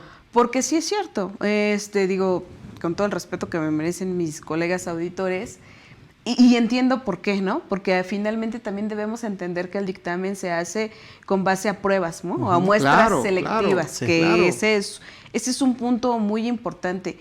Realmente no podrían hacer la revisión del 100% de una operación porque sería imposible. Sí. Claro. Entonces, y de ahí también imposible el poder detectar alguna anomalía fiscal o algún probable fraude o delito fiscal. Sí, claro. ¿Estás de acuerdo? Que ahí es donde coincidimos en el punto que se mencionaba hace rato, ¿no? Qué riesgoso, qué problema ser el auditor, plasmar tu firma y que en 2, 3 años o simplemente el siguiente año la autoridad considere que hay un delito de defraudación por ahí y que tu firma esté plasmada en un dictamen. La verdad es que desde mi punto de vista no es algo que vaya a generar un plus. Hubo hay compañías que nunca dejaron de dictaminar. ¿Por qué? Pues porque les funcionaba, ¿no? El hecho de que existiera un filtro de revisión, auditorías internas, auditorías externas, y que dijeran, ok, a lo mejor sí a grosso modo o de muestra, pero se encontraron 2 o 3 detalles que se pudieron corregir, pero ya era como a título personal. Claro. Creo que esas revisiones o esas auditorías, tanto las internas como las externas, deberían de cumplir con esa función, pero volvemos a caer a lo mismo. El contribuyente que quiere estar bien lo va a hacer, o siempre lo siguió haciendo, o lo seguirá haciendo. Quien hoy por hoy tiene que hacerlo por cumplir con una obligación se vuelve en tiempos, en costos, y la verdad es que el resultado, insisto, finalmente entre la autoridad y el contribuyente no marca una diferencia. Claro. Es mi particular punto de vista, porque sé que habrá quien pueda diferir con eso. Pero finalmente ya es una obligación para aquellos que facturan más de 1,650 millones de pesos, ¿no? Así es. Pero bueno, pues está dirigido para los grandes contribuyentes, ¿no? Está bien. Ok, Tavo, ya para ir cerrando el tema que podríamos hablar, yo creo que muchas tardes de esto. ¿Cómo ves la reforma al artículo 18 y 19 de renta? Que el primero te habla de ejemplos de ingresos acumulables, personas morales, título 2, destacando la fracción 12, que es el usufructo y la nuda propiedad, que son temas a lo mejor yo cuando los empecé a escuchar hace muchos años, ¿qué es esto? ¿Cómo se come, no? Sí. La nuda propiedad, así como que me suena a otra cosa. ¿Cómo ves esa reforma? ¿Por qué el cambio de la reforma? Y dime si el ánimo es que se ha dejado entrever recaudatoria. Por supuesto, por supuesto. Pues de hecho también ahí en esa parte digo, nada más para digamos, puntualizar a qué se refieren esos dos conceptos, la nuda propiedad y lo que es el usufructo, diríamos que el usufructo es aquel derecho que tengo yo de utilizar algún bien que es ajeno a mí. Claro. ¿Listo? Y Eso que tengas es el el beneficio del Claro. fruto como tal, ¿no? Correcto. Tal, Y correcto. por otro lado, la nuda propiedad es aquella que normalmente cuando tú tienes un bien va a tener tres características, que es el uso, el disfrute y el como tal la propiedad. Ok. Cuando yo tengo ese disfrute, obviamente le llama como concepto la autoridad, estás desmembrando esos conceptos que tienen que ver con un bien. Claro. Y los separas, ¿no? Y en el caso De hecho, del así se usufructo, define, como tal, desmembramiento, el correcto, desmembramiento. correcto. Ajá, Y como tal, lo que me dice es, mira, cuando tú vas a dar un bien así en usufructo, pues obviamente te estás desmembrando esos derechos, de esas características que tiene el bien, pero te vas a quedar finalmente, no estás trasladando como tal la propiedad, no la trasladas. Y como cuando llevas a cabo una operación de ese tipo, se considera como una enajenación, regularmente lo que se hacía era, por un lado nada más acumular el ingreso por una parte y poderme llevar al costo la totalidad. Por un atributo. Por un atributo. Así lo llaman la reforma. En ese caso Ok. lo que dicen, a ver, oye, espérame, no es posible que nada más para efectos de los atributos tú digas, vas a acumular la parte que vas a recibir, es decir, una cantidad menor, y que quieras llevarte como parte del costo la totalidad. Hoy lo que me dice es, mira, defínelo, desmémbralo, determina los porcentajes Claro. y en esa proporción aplica también el costo. Básicamente lo que quiere, lo que se pretende. ¿Qué se logra con eso? Pues obviamente una mayor base, porque le vas a aplicar un menor costo, Claro. y por consecuencia pues una mayor recaudación. Claro, claro. O sea, finalmente el tema es recaudar. Correcto. La nuda propiedad como tal y el usufructo es un ingreso acumulable. Sí. Y al final, si vendes solamente un atributo, determina la parte proporcional de tus deducciones, así es. que es el costo. Cuando el contribuyente estaba restando la totalidad del costo claro. y en consecuencia determinaba una pérdida fiscal, cosa que era a todas luces incorrecto. Correcto. Entonces, hoy por hoy te limita la deducción, que es lo correcto, y finalmente vas a terminar pagando impuestos. Listo. ¿Me explico? Que yo creo que ahí podríamos aterrizar el hecho de que la autoridad ha identificado todo el conflicto que puede generar aquellos contribuyentes que están generando pérdidas, ¿no? Sí, claro. Están súper cuestionados, ya Claro. están como en todos los títulos. Estás generando pérdidas, ¿cómo estás operando? Claro. Así es. ¿Y por qué estás generando pérdidas? Totalmente. ¿Quién te está financiando? Claro. Y finalmente, ¿qué vas a hacer con esas pérdidas y a dónde pueden Así ir a es. parar? Así Sí. es. Yo de esta reforma me quedaría con ese punto. Está bien. A ver, ya que hablando de reformas, Zaira, aunque sea un tanto repetitivo, Otavo, en una frase, en una palabra, ¿cómo definiría la reforma fiscal 2022? Ven, lo estoy poniendo fácil. ¿En una frase o en una palabra? Recaudatorio. Sí. Vean, coincidimos. Recaudación. La reforma es recaudar. Sí. Entonces, yo creo que atrás de la recaudación está mayor fiscalización, cuidado con los bancos, porque sigue el lavado de dinero, la fiscalización ahí. ¿La información ya mensual? Claro, la información mensual, mayor obligaciones para los contribuyentes, ¿de acuerdo? Aunque sean operativas o administrativas, vamos a tener más trabajo. Sí. Yo siempre les he dicho, hoy no es la excepción, cobren más, señores. Entonces, antes de despedirnos, nada más quiero hacerles un pequeño recordatorio. El día 8 de diciembre, la próxima semana, si no me equivoco, el miércoles, tenemos un magno evento que es análisis de la reforma fiscal de manera presencial en el Hotel Barceló de 9 de la mañana a 4 de la tarde. Y como el evento ha sido todo un éxito, gracias a ustedes, se abrió una nueva fecha, el día 16 de diciembre, en el mismo lugar y en la misma hora, ¿de acuerdo? Así es que los esperamos y ahí vamos a recibir todas sus preguntas y dudas. Y bueno, pues para cerrar con broche de oro, nada más quiero agradecer la presencia de esta gran dama, de esta gran contadora, gran especialista, Zaira. Gracias por asistir y espero que sigamos con esta filosofía por mucho tiempo. Yo también lo espero, la agradecida soy yo, siempre es un placer compartir cualquier foro con usted y hoy la oportunidad de compartirlo con Octavio es un regalo. Y pues muchas felicidades porque yo creo que en la demanda de los cursos se ve el éxito y se ve que la gente tiene sed de conocimiento y qué mejor de los especialistas. Bueno, aparte de la demanda, yo creo que la calidad que hoy ofrece la capacitadora Definitivamente. de los temas que se abordan, ¿no? Y creo que para muestra un botón, la charla de hoy Me llevo un gran sabor de boca. Yo Tavo, también. muchísimas gracias como siempre, amigo, como por siempre, venir. Muchas gracias. ¿De acuerdo? Gracias, Sai. No, Un gracias. gusto. Y bueno, ¿qué decirles a ustedes? Yo creo que los aplausos se los llevan ustedes porque gracias a ustedes somos quien somos, estamos con ustedes desde luego y con el ánimo siempre, con la buena voluntad siempre de compartir y compartir el conocimiento de manera generosa. Estamos con ustedes, muchas gracias por acompañarnos, nos vemos el 8 de diciembre. Saludos, gracias y bendiciones. Hasta la próxima.